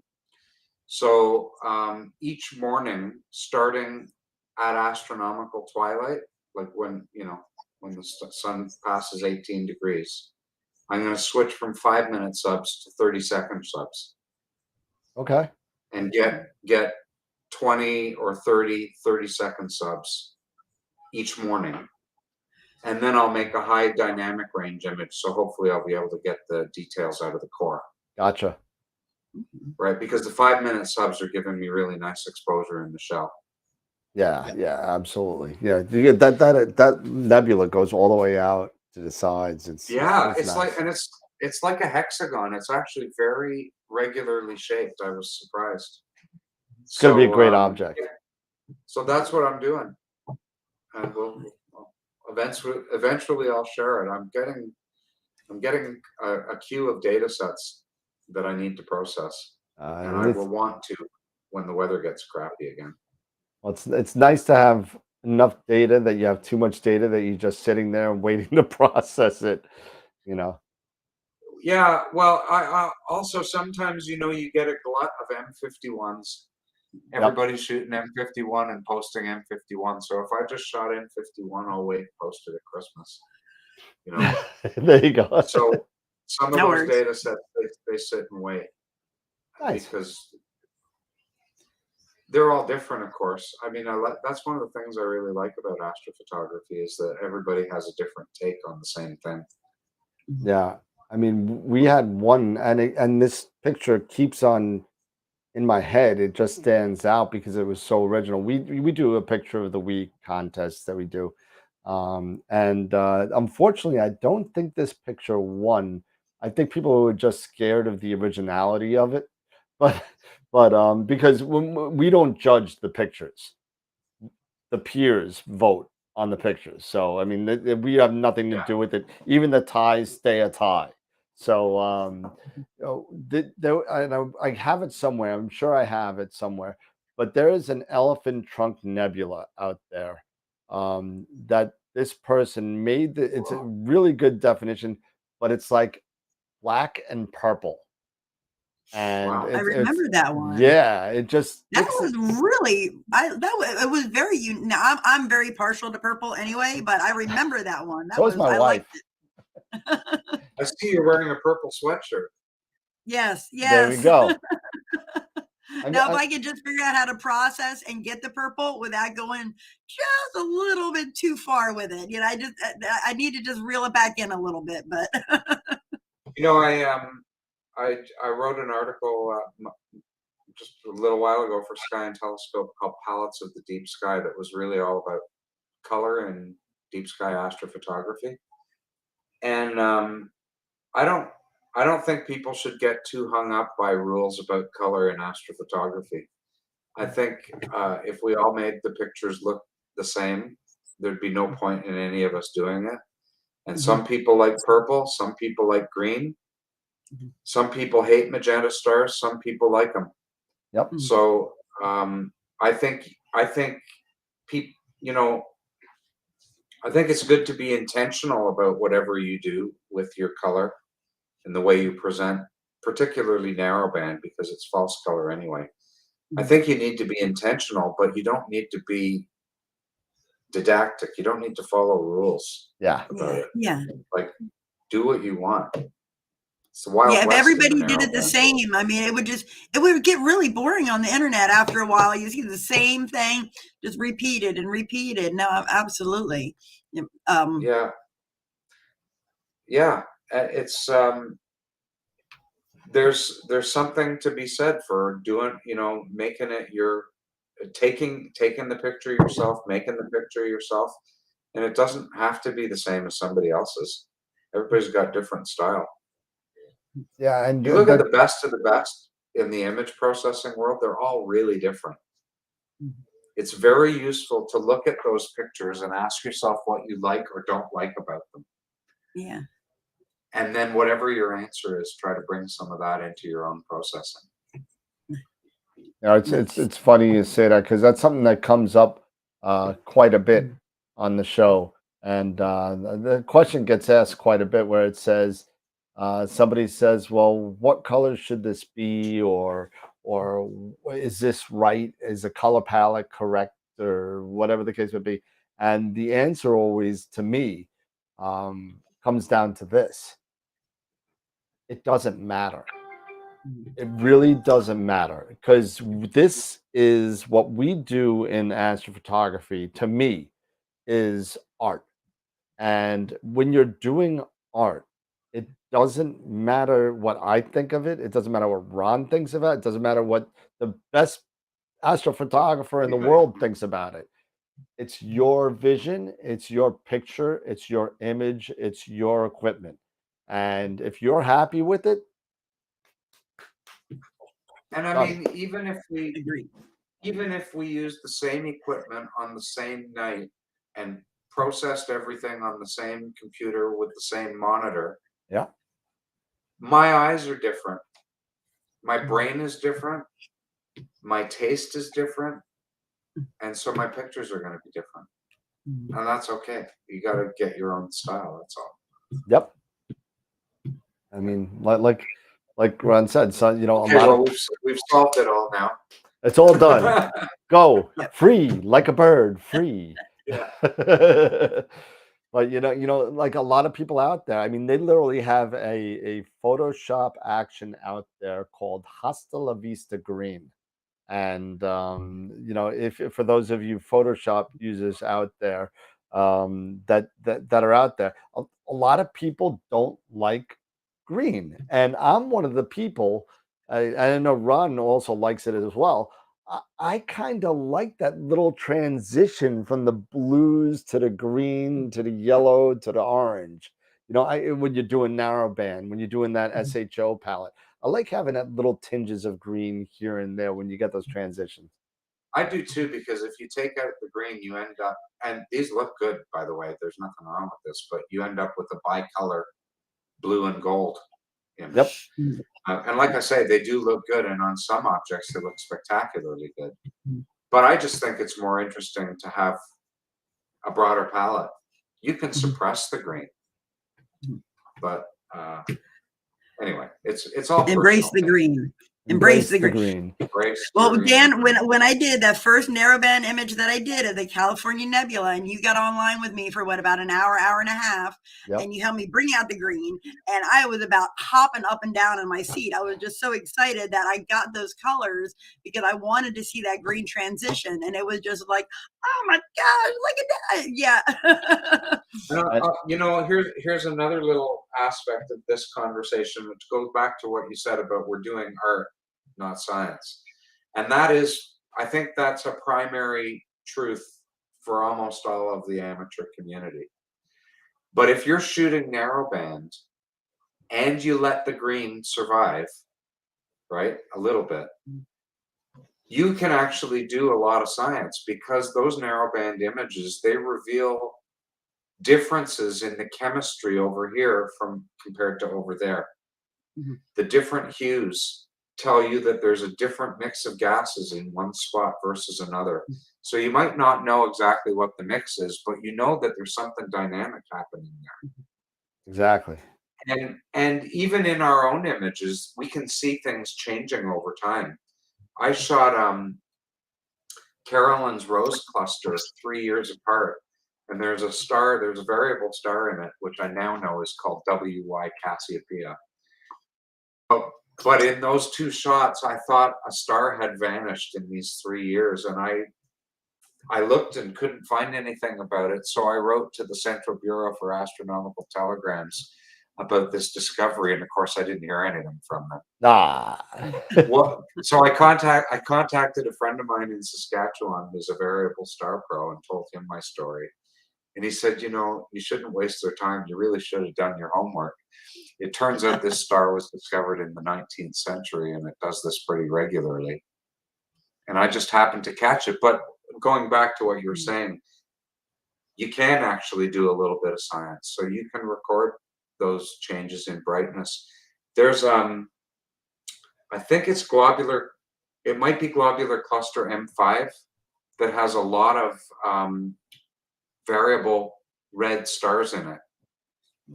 And if you shoot that globular for a whole season, and then animate that, you can see those stars pulsing on and off. So, you know, just depends how hard you want to work at it. What in my keyboard stopped working. Uh-oh. No, just talking to chat. Eric bumped in the chat. He's in Eric, Florida. isn't he supposed to be on vacation? Yeah, he's in Florida on vacation. Is he chatting from the beach? Hi, Yeah, Eric. Yeah, I don't know if he's at the beach at 10:15 at night, but he's definitely, I think he said he's drinking something. So How come he doesn't have a telescope set up? he's with the family, so it's family time, you know. Sorry? I didn't understand. I don't know what that is. What are you talking about? Not in my What vocabulary. I'm telling you. Oh yeah, he is. He's in Cancun. That's right, not Florida. My bad. Oh, nice. Yeah. So he's got a wedding to go to, or you know, and so he's having some festivities with family. So nice. That's a nice reason to go to Cancun. Oh yeah, it's For a awesome. wedding. I'm telling you. I guess you don't have to have a great reason to go to Cancun. Well, you know, I'm sorry. We could talk Cancun. I am super stoked for October. That's all. I'm super stoked for, because I am doing the Masters of PixInsight Grand Tour, almost 2/3. 2/3 of Masters of PixInsight plus Visible Dark. So I'm gonna be doing. My wife hates me right now. She's like, "What do you mean?" I said, "Well, we're gonna go to you know, the Niagara Falls, and we're gonna do all." And I said, "Yeah, but you know what? We're gonna go see the Rush concert first. Then we're gonna go visit Astro Dark and Sean Nielsen. Then we're coming back to the Niagara Falls to see it, because I was told by somebody pretty famous that I need to see it from the Canada side." And a pretty famous person is to my right or left right now, but and then we're gonna hit Buffalo, and we're gonna hit Peprul on the way home. So awesome. We have to have a barbecue. We'll get Sean over and his wife Trish, and that's we'll have fine. a good old shindig. And I got a 20-inch obsession. If it's clear, we'll set up the scope in the driveway. Nice. I'll bring the eyepieces I want to sell. In order, I don't want to buy any eyepieces. I got a box of eyepieces. Oh man, you know, I finally decided that I'm just gonna go. If I decide to do visual again, which I have an 18-inch obsession, the original oak, you know, the wood Yeah, one. I got the original 20. Yeah, so I bought it in 2007, I think, and I just took a look at the mirror to make it, because I haven't used it in like 5 years. Realistically, I haven't used it, and I packed away the mirror in the original box and everything with the original cotton that goes on top. I have everything over, and I just wanted to go and take a look at it, make sure no spider fungus or anything was going. I got like silicates around, those little packets to make sure nothing. Yeah.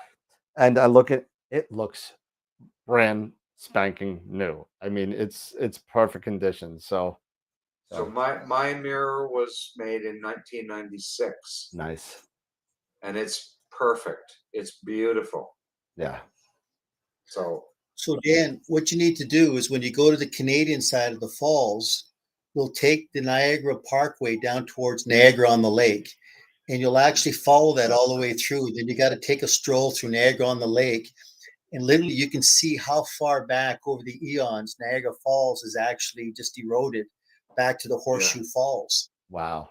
And I can remember when I was in college in '72, they actually dewatered the American Falls. They actually put a block on the American Falls because they wanted to find out what the erosion rate was. And so I was able to do a study through my university. They kind of reached out to the U.S. Corps of Engineers, and they allowed me to get down underneath where all that talus was coming back down. And I tell you what, man, it really makes you feel small when you look at the size of those falls. It really is impressive. But it's a beautiful trip. I did some work under one of the bridges. They had to, they used to paint these bridges with leaded paint, and I'm a toxicologist. So the Niagara Parks Commission hired my company to help do the lead abatement stuff when they were repainting the bridge. So I got to go like inside one of those bridges. It's unbelievable. It's really incredible, cool. honey. Yeah. It really is impressive. I mean, it's The probably power one of the of water the there. is it considered one of the natural wonders of the world? Is it like the eighth wonder or the ninth? Yes, it is. Okay. Yeah. At least the Canadian side, right, Dan? Yeah, that's true.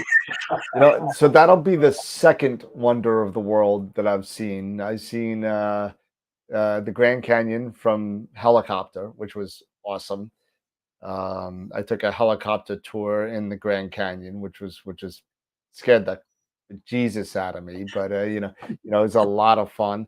And then the Niagara Falls, and now I just got to Have you see. been to Niagara before? No, never been there. Oh, it's impressive.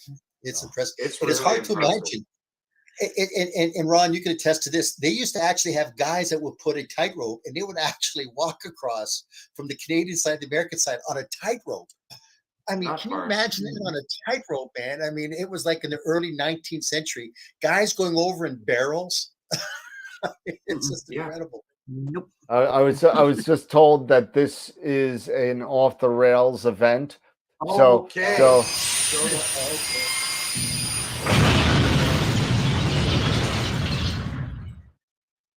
so there you go. It's the off the rails event. So Oh, yeah. That was a train wreck. total. It took me about 5 hours to do that 3-second sequence. But But it's good. It's good. It's good. And I can tell you're going to use it a lot. Oh, the first night I actually made it live. I think I went trigger happy. I hit it like 5 or 6 times just to hit it. Now I hit it maybe once or twice a night, and that's it. I try and keep it kind of, But That's funny. let's see. We got the people talking about the sun cycle. I really haven't been kind of paying attention to the chat. I apologize, everybody. We've been having so much fun talking. But it looks like there's a lot of just chat in there. Not many questions yet. Red laser pointers burn through my retinas. Okay, yeah. Oh, they're talking about Comfortably Numb and Pink Floyd laser shows. If we're talking about music, I'm going to see the Doobie Brothers a week from today. Nice. Oh, cool. That was Nice. Michael And I've McDonald. He's going to be with them, isn't he? Yeah, it's their Yeah. 50th anniversary tour. I've got Nice. seats right behind the soundboard. Nice. Oh man, that's a great band. That is a great band. We did. What was it? What was that song we did by them? I did a song by them in my band. I forget what it was. But China Grove. no, it wasn't Listen China to Grove. music. Dangerous. No, Dangerous. I forgot which one it was. It's been so long. I mean, we haven't been in a band since 1997. But China Grove. Dave Schaefer did China Grove. A lot of people did China Grove. See, when I was in a band, we did all the songs that nobody could pull off, or nobody wanted to try. We did stuff like Aqualung by Jethro Tull. Love Lies Bleeding. Foreplay Long Time. A couple of Rush tunes, which no one would even try. Like we did the first two parts of 2112. We did, we did crazy stuff, and we were okay. We were pretty good. I have one picture. I'll show it. I'll bring my album, my photo album with me, and I'll show you what we played to in Long Island. It's like packed place, but it's awesome. But we got to do. You know what I want to do, Ron? And I mentioned it to Warren, and Warren's in. I want to do. Oh, don't put the music on. We're gonna get cut off. Don't put the music on. Don't do that. We'll get copyright infringements. but I mentioned it to Warren, and Warren's in, and I have a drummer, and Sean's in too. So I don't know if I mentioned it to you, but I want to do Astro Jam. Maybe I'm in. 1 or 2, maybe 3 songs, maybe like 4 songs a year, let's say, one every quarter. And it doesn't have to be live, but I'd have my friend lay the drum track. I'd send it to everybody, and everybody just does a video and, just a video of you playing it. And that's it. And I'll put it, cool. I'll edit it all. I'll put it all together. And I'm in. All right, cool. So I'm thinking the first song is Walking on the Moon by the Police. Oh yeah. That's what I'm thinking. Perfect. So. Yeah, that'd be fun. Somebody said Smoke on the Water. Okay, so Smoke on the Water by Deep Purple is probably, as a bass player, I think every bass player on the planet probably learned that song first.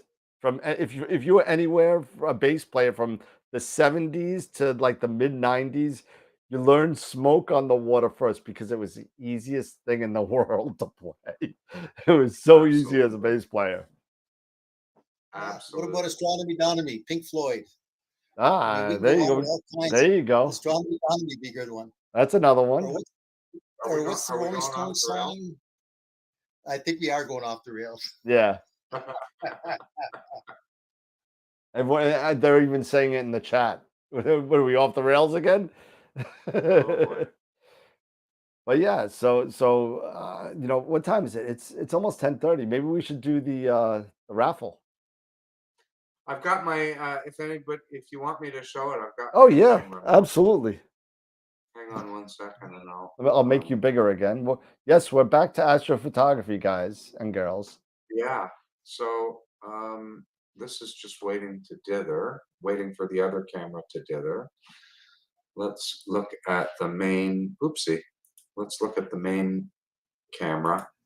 It's already imaging. So this is the first 5-minute sub. Really good, tight stars. 2.11 at 1 arc second per pixel.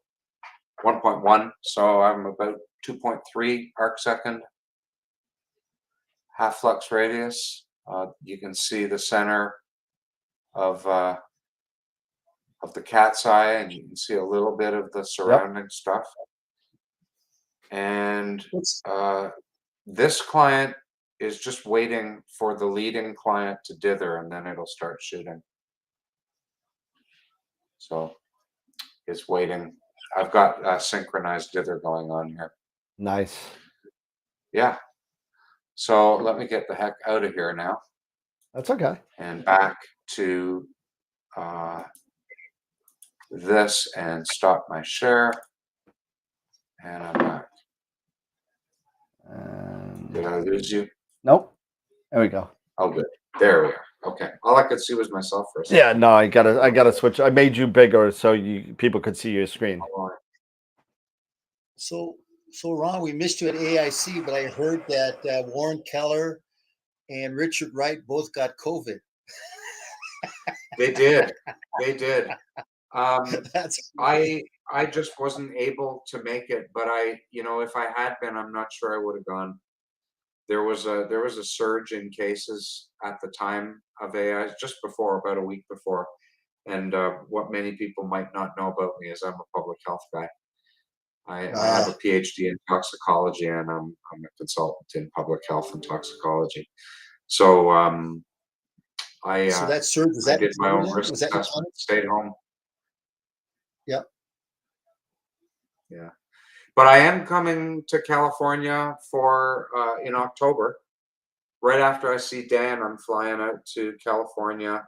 I'm going to visit with my buddy Tom Bramwell, and then I'm going to go out to the Nightfall Star Party, which is the last weekend in October, and like right That's out around at Halloween. Reagan Springs. Yeah. Yeah, and so I'm the keynote. I'm doing a couple of workshops there on the Saturday, and I'm going to do my first time observing in the California desert. So I'm looking forward to that. You'll enjoy it. It's nice up there. It's really a beautiful place. Beautiful location. Also, they've got the statues out in the desert. Just take a night out, go out there and do some light painting with those statues. They got the metal statues. They got a bunch of dinosaurs and horses out in the middle of the desert. Yeah, I heard about that. Yeah, I mean, you get out there with the terrestrial lens and camera, and you can light paint, and there's some beautiful images you come up with.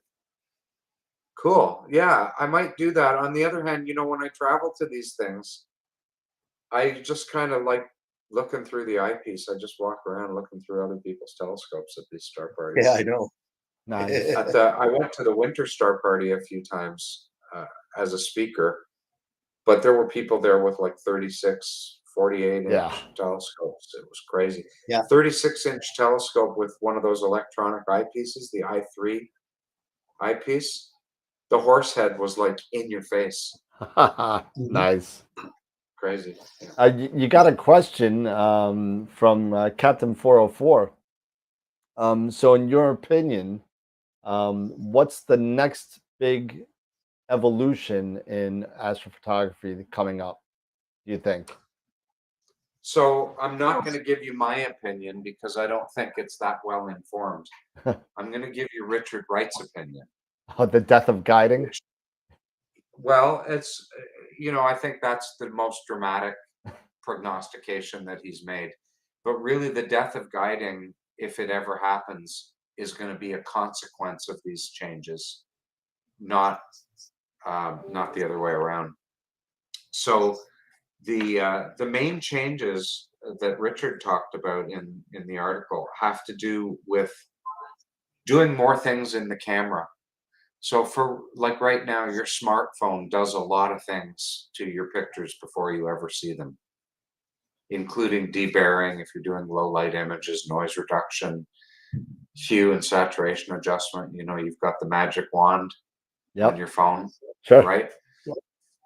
So imagine putting that into the world of astrophotography, where instead of shooting 5-minute exposures, you could shoot 5 1-minute exposures and have them all saved up in the camera and then stacked in the camera and downloaded. 5 times less space, 5 short exposures. Maybe you add some intelligence that can get rid of any that are out of focus or have an airplane going through or a cloud. So that's what Richard basically said, is there comes a point where you can't make the technology any better. So what you have to do is change the process. That was his main thesis.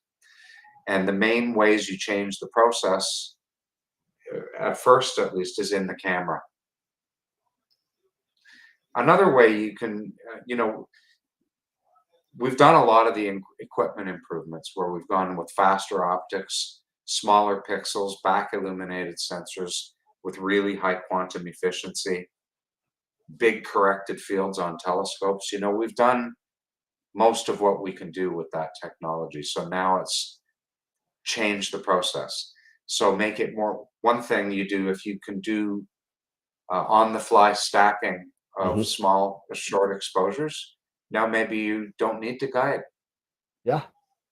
Right? The other thing too, so the depth of guiding is more like, astrophotography is freaking hard, right? There's so many hard things in astrophotography. If I can do one less of them, yay, right? So that's where I think that the brings future up of a good point. What about the improvements in the algorithms and software? Because we all know that it's the post-processing that takes, it's everybody's weakness is the post-processing. And if you can come up with third-party algorithms to really make like noise reduction, like a lot of the stuff that Roger Corman or Russell Corman's come up with, even APP or is what you're doing right now in PixInsight, it's going to be incredible to see how easy post-processing with the software is going to become. Yeah, and it might get easy to make photos that you'd be happy to show your friends, or but if you want to share your photos professionally, it's never going to get easy. Not in my lifetime. If it was, everybody would be doing it. Yep. I don't think it's going to get easy. And so normally when I get involved in using tools like a hammer or a screwdriver, there's a trip to the hospital involved at some point. Okay. But I have a friend who's a carpenter. If you gave me the best hammer money could buy, I still couldn't build you a house that would stand up, right? But you could give him a pretty mediocre hammer and he'd build you a really good house. And I think it's the same with astrophotography, right? You're right, Peter. The tools have really improved. You can get a better hammer now, right? But people spend a lot of money on equipment and software, and then they don't take the time to learn how to use it. And so they never get to make that picture that they really like to make. So and the other thing that's interesting is that everybody wants to have this degree of automation, but it's kind of like almost if you had a hands-free car. Isn't that what's driving is about, to be able to drive and to kind of go as fast as you want, unless you're on an LA freeway, because you can't have complete automation. You're going to have to definitely have some type of an input. In other words, we were talking about color, right? If we had the automation that would literally just say, okay, this is the way the color should be, we just take that away as being the artist. We kind of have the individuality that these people would say, hey, look, I want to just do this nebula complex the way I choose to choose my color, because I choose to do it because I'm the artist. So you're absolutely right. I don't think that we're going to get into complete automation without having, that human interface. Well, and I think some of the steps can be really automated. I mean, I use icons. I've tweaked the settings and I barely change them. I just use them the way I've set them. Settings for my processes, some of them. But other ones I agonize over. There's certain steps that I really agonize over. Trying to find just the right settings. And maybe I have to stop after that, come back the next day with fresh eyes to see if I still like it. And frankly, I enjoy that. Yes, I like the convenience of having a cell phone because I can take pictures anywhere, anytime. But I have a DSLR. When I want to take a picture of a hummingbird, I don't use my cell phone. I use the DSLR and I focus it manually and I set the, whatever. That's part of the fun for me. It's one of the reasons why I've never really yet. I will when I get older and I can't handle my own equipment, I guess. But I haven't really gone for remote imaging much either, because I just enjoy the capturing of the data. I process. I teach online. I do online tutoring, and I have dozens of students. And I process some, including Dan, and I process some fantastic data. Like I have some clients that produce off the chart data, or they get it from an observatory, on top of a mountain in the desert in the southern hemisphere. But for me, for my pictures, I'd rather get it from my Bortle 5 backyard Yeah. in crappy, occasionally good conditions, because that turns my crank. Yeah. Well, I know you're the as same. you said, as you said, it's the fact that you took the image. You did all the hard work. Only you can appreciate what you have to do to get to that challenge, to get to that end result. And believe me, most people don't have a clue as astrophotographers the depth and the amount of work that goes involved to be able to get that image. Because as most people think, oh, it's just like taking a picture with your cell phone. It's not like that. Oh, It's yeah. completely different. No, it's completely different. You're absolutely right. I think we just lost So- Jess. Jess is Okay. frozen, I think. She said her power is blinking. So she might be having some power outages down by her.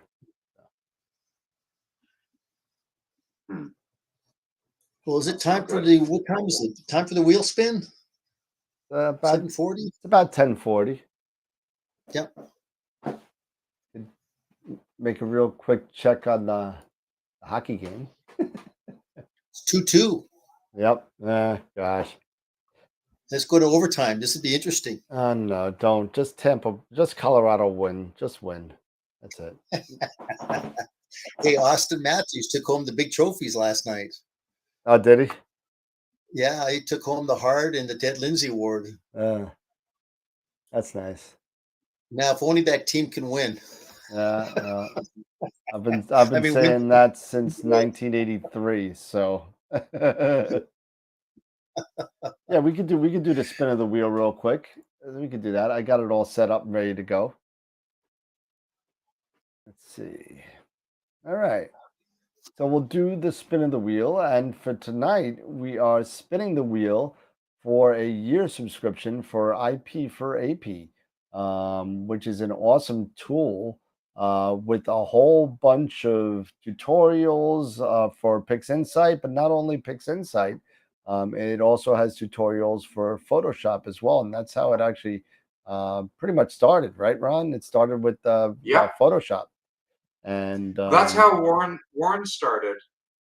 But the Masters of PixInsight thing has always been focused on PixInsight, but we did bring the IP for AP stuff, image processing for astrophotography.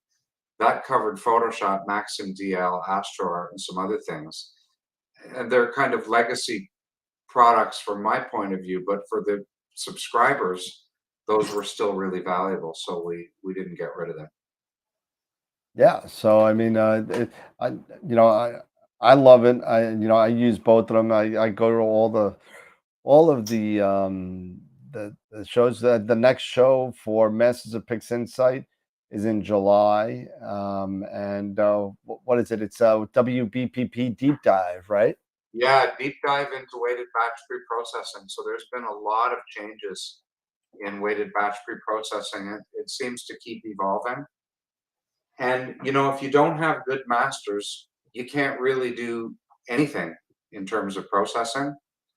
Yep. So yeah, so we thought we would do a full 2-hour session just on weighted batch pre-processing, one-shot color and mono, raw files and masters, more than one camera or just one camera, really do a deep dive. I'm psyched for that.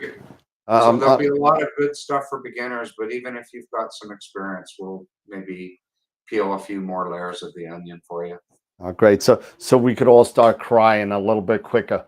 So yeah, sad, so sad. Yeah, so sad. But it's what? Hey, listen, what good is a nail if you don't know how to use a hammer? So I mean, absolutely right. So absolutely right. It's definitely if PixInsight is more and more becoming the industry standard just for the sole fact that they keep on updating it frequently. And it's really a great tool for astrophotography pre and post processing. So if you haven't gotten it, go get the trial, get the free download, and if you like it, it's worth every penny. If you're going to spend all this money on a rig, telescope, camera, filters, filter wheel, you may as well drop the $300 for the program. So it's definitely worth it. But Definitely. Agreed. all right, so here we go. Let's put on the Wheel of Fortune. This wheel I got to give Sean Nielsen credit for the Sean Nielsen Wheel of Fortune here.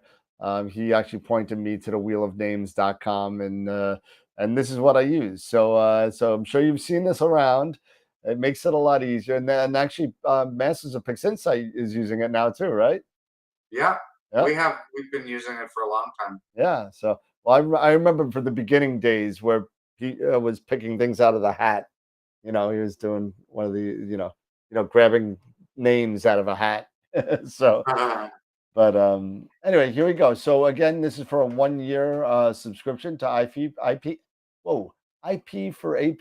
There we go. Here we go. And we got 54 people here. So let's see who wins. No way. Andrus, I think you already have one. I'm 99% sure he won one already. So I'm gonna do a he's in a different time zone. So I am gonna spin a mulligan here on this one. And let's see. This is a second chance winner. Here we go. In case Andrus is gonna kick that back, I think. So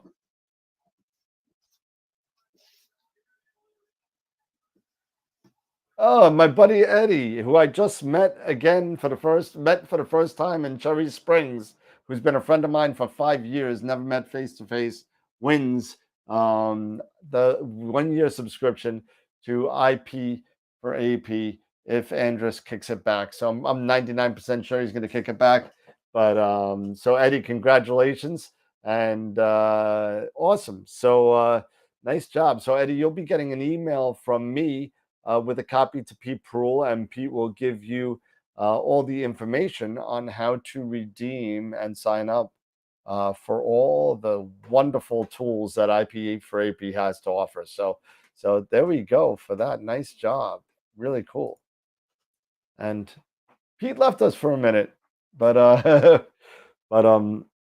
yeah. So Eddie, congratulations.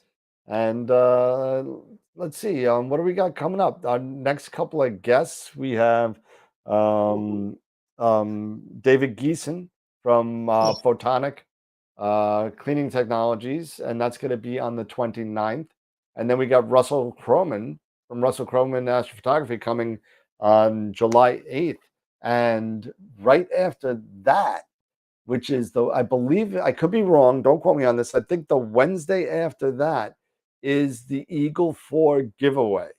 So I believe it's the 13th or the 18th. Look at the website, www.astroworld.com, to get the date. But it's like the second Wednesday, I think, of July. So it's going to be a happy July, 4th of July, happy Independence Day, whatever you want to call it, little present for somebody. It's going to be pretty sweet. And that's going to be shipped directly, I believe, from Prima Luce USA in California. So that's going to be pretty cool. And don't forget also, in 2 days, we have our first Optolong giveaway to some lucky winner. No, you don't get this whole box, but whatever is the first. I think the first thing that we're giving away, if you give me a second, is the 5 filter 1 1/4 LRGB set. If you give me 1 second, I'll just check the website. What's going out first? So the first raffle for Optolong, as my website slowly loads, is where is it? Optolong. Where's Optolong? There it is. Oh, the 2-inch L. Oh no, yeah, the 1 1/4 planetary filter set, which includes the IR cut and the IR pass. So that's going to go out this Friday. So that's going to be kind of cool. So sign up for that if you haven't signed up. Right now we have, for the Optolong drawing, we have 56 entries right now. So that's pretty cool. Yeah, I mean, right now, of course, the Eagle is number one right now with 82 entries. So you have a 1 in 82 chance of winning a $2,500 computer. So it's gonna be pretty cool. Cool. Oh yeah, yeah. So I will get that email out to Mr. Eddie, and Eddie subsequently made me an offer for this. One of the things that's coming out of my closet of death. Ooh. Sold this to my buddy Eddie in Philadelphia, in Pennsylvania. So this is going out to him tomorrow. So yes, and it does have the rings. I'm gonna find you a dovetail. I'll give you a little like 6-inch dovetail for it. I found one. So Perfect. yeah. So getting messages. Let's see. Nobody. Nothing else in the chat. All right. Let's see. Everyone's talking. Everyone's saying congratulations, Eddie. Congrats. Eagle giveaway. Oh my God, that's Tom Bramwell.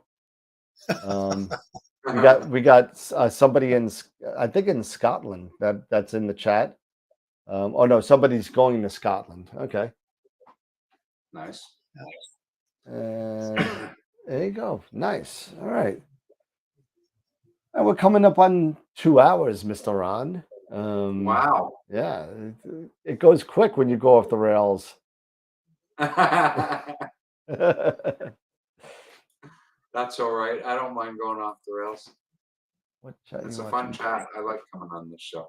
Oh no, it's very laid back. It's very, you know how it is. You know how we roll. Yeah. You know, and we appreciate you keep coming back because we love having you. I mean, you know, I've known you for a couple of years now, taking a bunch of lessons from you, and going Yeah, up to.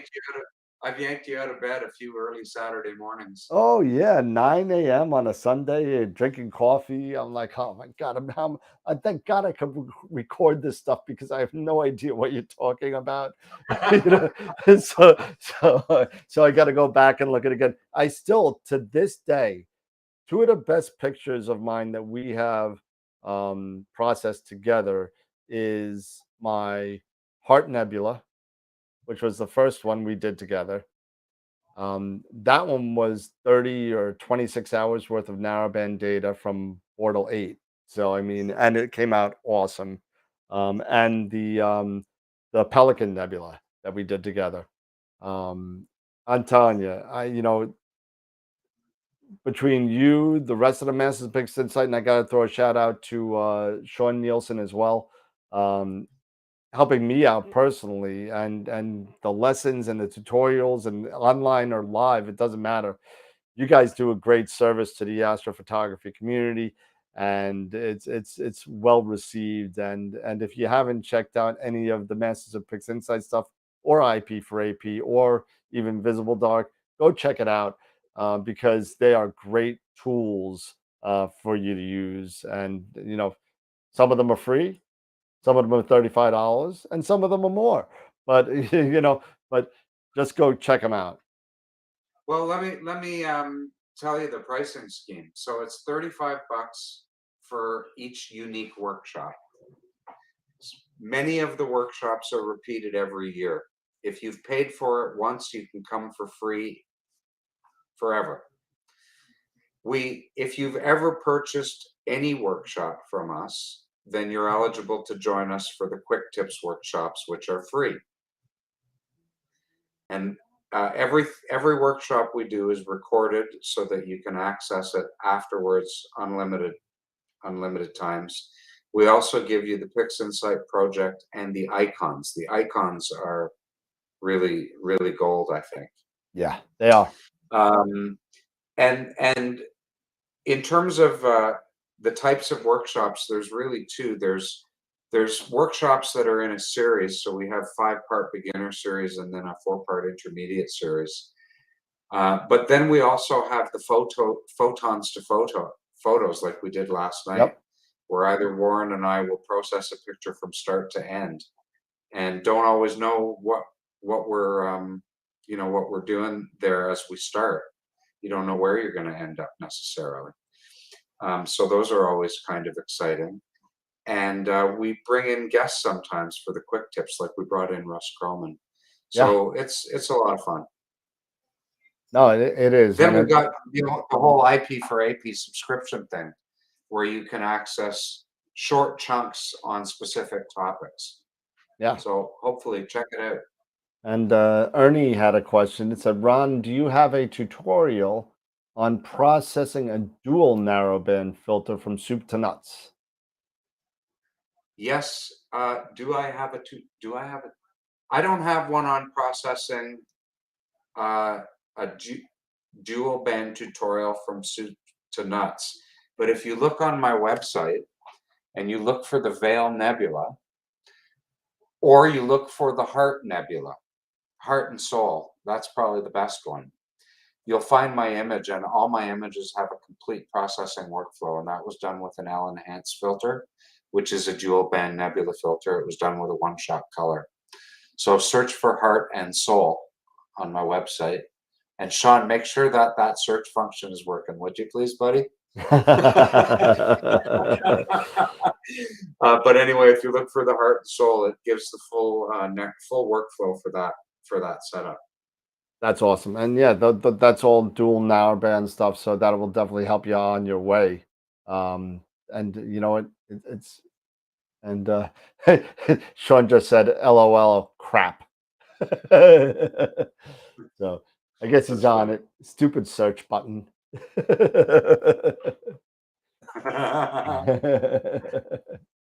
that's funny.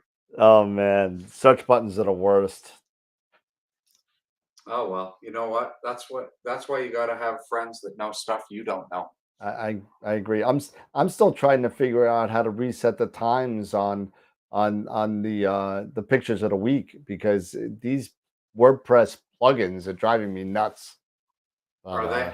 Yeah, I can't find one that works the way I want it to work. I've spent probably about $300 on plugins just for the picture of the week thing, just to find the one that works.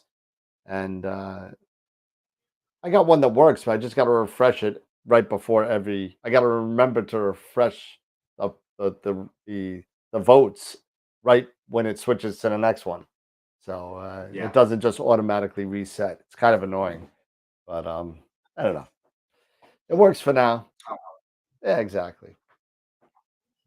I really thought you were gonna say resetting the time on a VCR.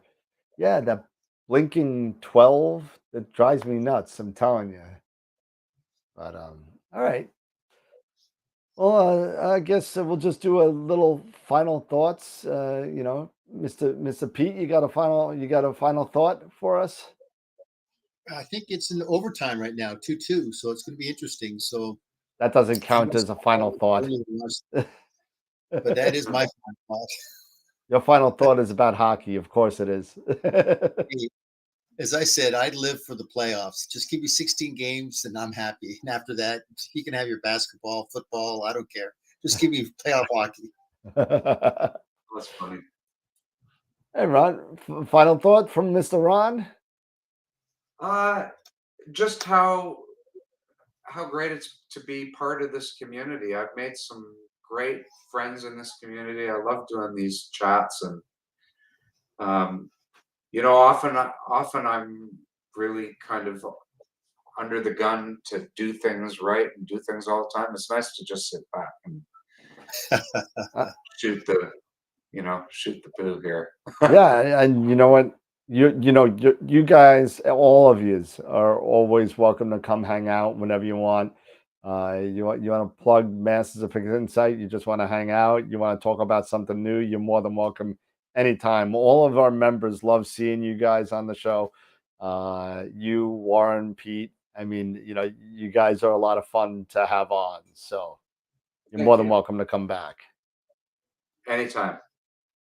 All right. Well, that being said, that will conclude us tonight at 11 o'clock. And thank you again, Ron, for coming and hanging out with us and spending your imaging time with us. I know he's probably going back and forth on his computer on Nina, trying to make sure everything's running right. But No, I don't need to. It's all running. oh, nice. Everything's going just fine. Well, I hope the next you 3 days work out, or 3 nights work out for you, and have Yeah, I'll keep you posted. I'll let you know for sure. absolutely, absolutely. And don't forget, this Friday night we have the first Optalong giveaway of the first. Let's see. So that's going to be these guys here. I'll pull them out, and they're actually strapped. Oh, they're nice. I didn't even know they were strapped. They have a nice little strap here that says Optalong Planetary Filters Kit, and it's the UVIR cut RGB and the IR pass, all 1¼ inch. So that's going to be going out to a lucky winner on Fridays. So that's going to be a lot of fun. So make sure you sign up for that, or else you're going to be out of luck for all the rest of the Optalong stuff. So make sure you sign up. Oh, I got a rain alarm about 13 miles away. I have thunder. That's great. But so just don't send me any rain. Not no, for the next 3 days. it's going south. Don't worry, you're fine. And Okay, good. Redbubble. We just made a sale on Redbubble. So for those of you that don't know about a Redbubble site, feel free to join us on Redbubble. You get AstroWorld stickers, T-shirts, hats, whatever. You get that if you go to astroworldweb.com. You go to the AstroWorld shop. It'll send you right there. And somebody just bought something. I'm not sure what happened, but and we are at the point now. And we're going to be doing this probably. I'm going to wait a little bit longer because we don't have enough clubs yet. We only have 3 people that responded with club names. So the deal that I made with the membership was that with the Redbubble store, once we make 10% of the profits go to a random club. Once we make $100 in the 10% bracket, we will send a $100 donation to a random astronomy club out of the membership. So if you want your club to be involved in the chance to win that $100 gift from AstroWorld, please email me directly so I could throw you on the wheel so we could choose your club and make sure that they have a chance of winning that donation. So we are at the point now to make our first $100 donation to a random club, wherever. It could be anywhere in the world, to be honest with you, whoever wants to decide. But email me directly at dan@astroworldweb.com with the name of your club so we could get you on the wheel. So let's see what else. And that's about it for me. That's my last final thought. I think that's it. But everybody, have a good night. Please be safe. Go outside, go image if you got lovely skies. And if you don't have lovely skies, go to either AstroWorld and watch some old videos, or go to Masters of Pix Insight and get a tutorial. So there you go. So everybody, have a good night. Thank you for hanging out with us. And as always, remember to keep imaging, keep educating, and clear skies. And we'll see you Friday for the Optalong giveaway. Have a good night, everybody. Take care. Bye.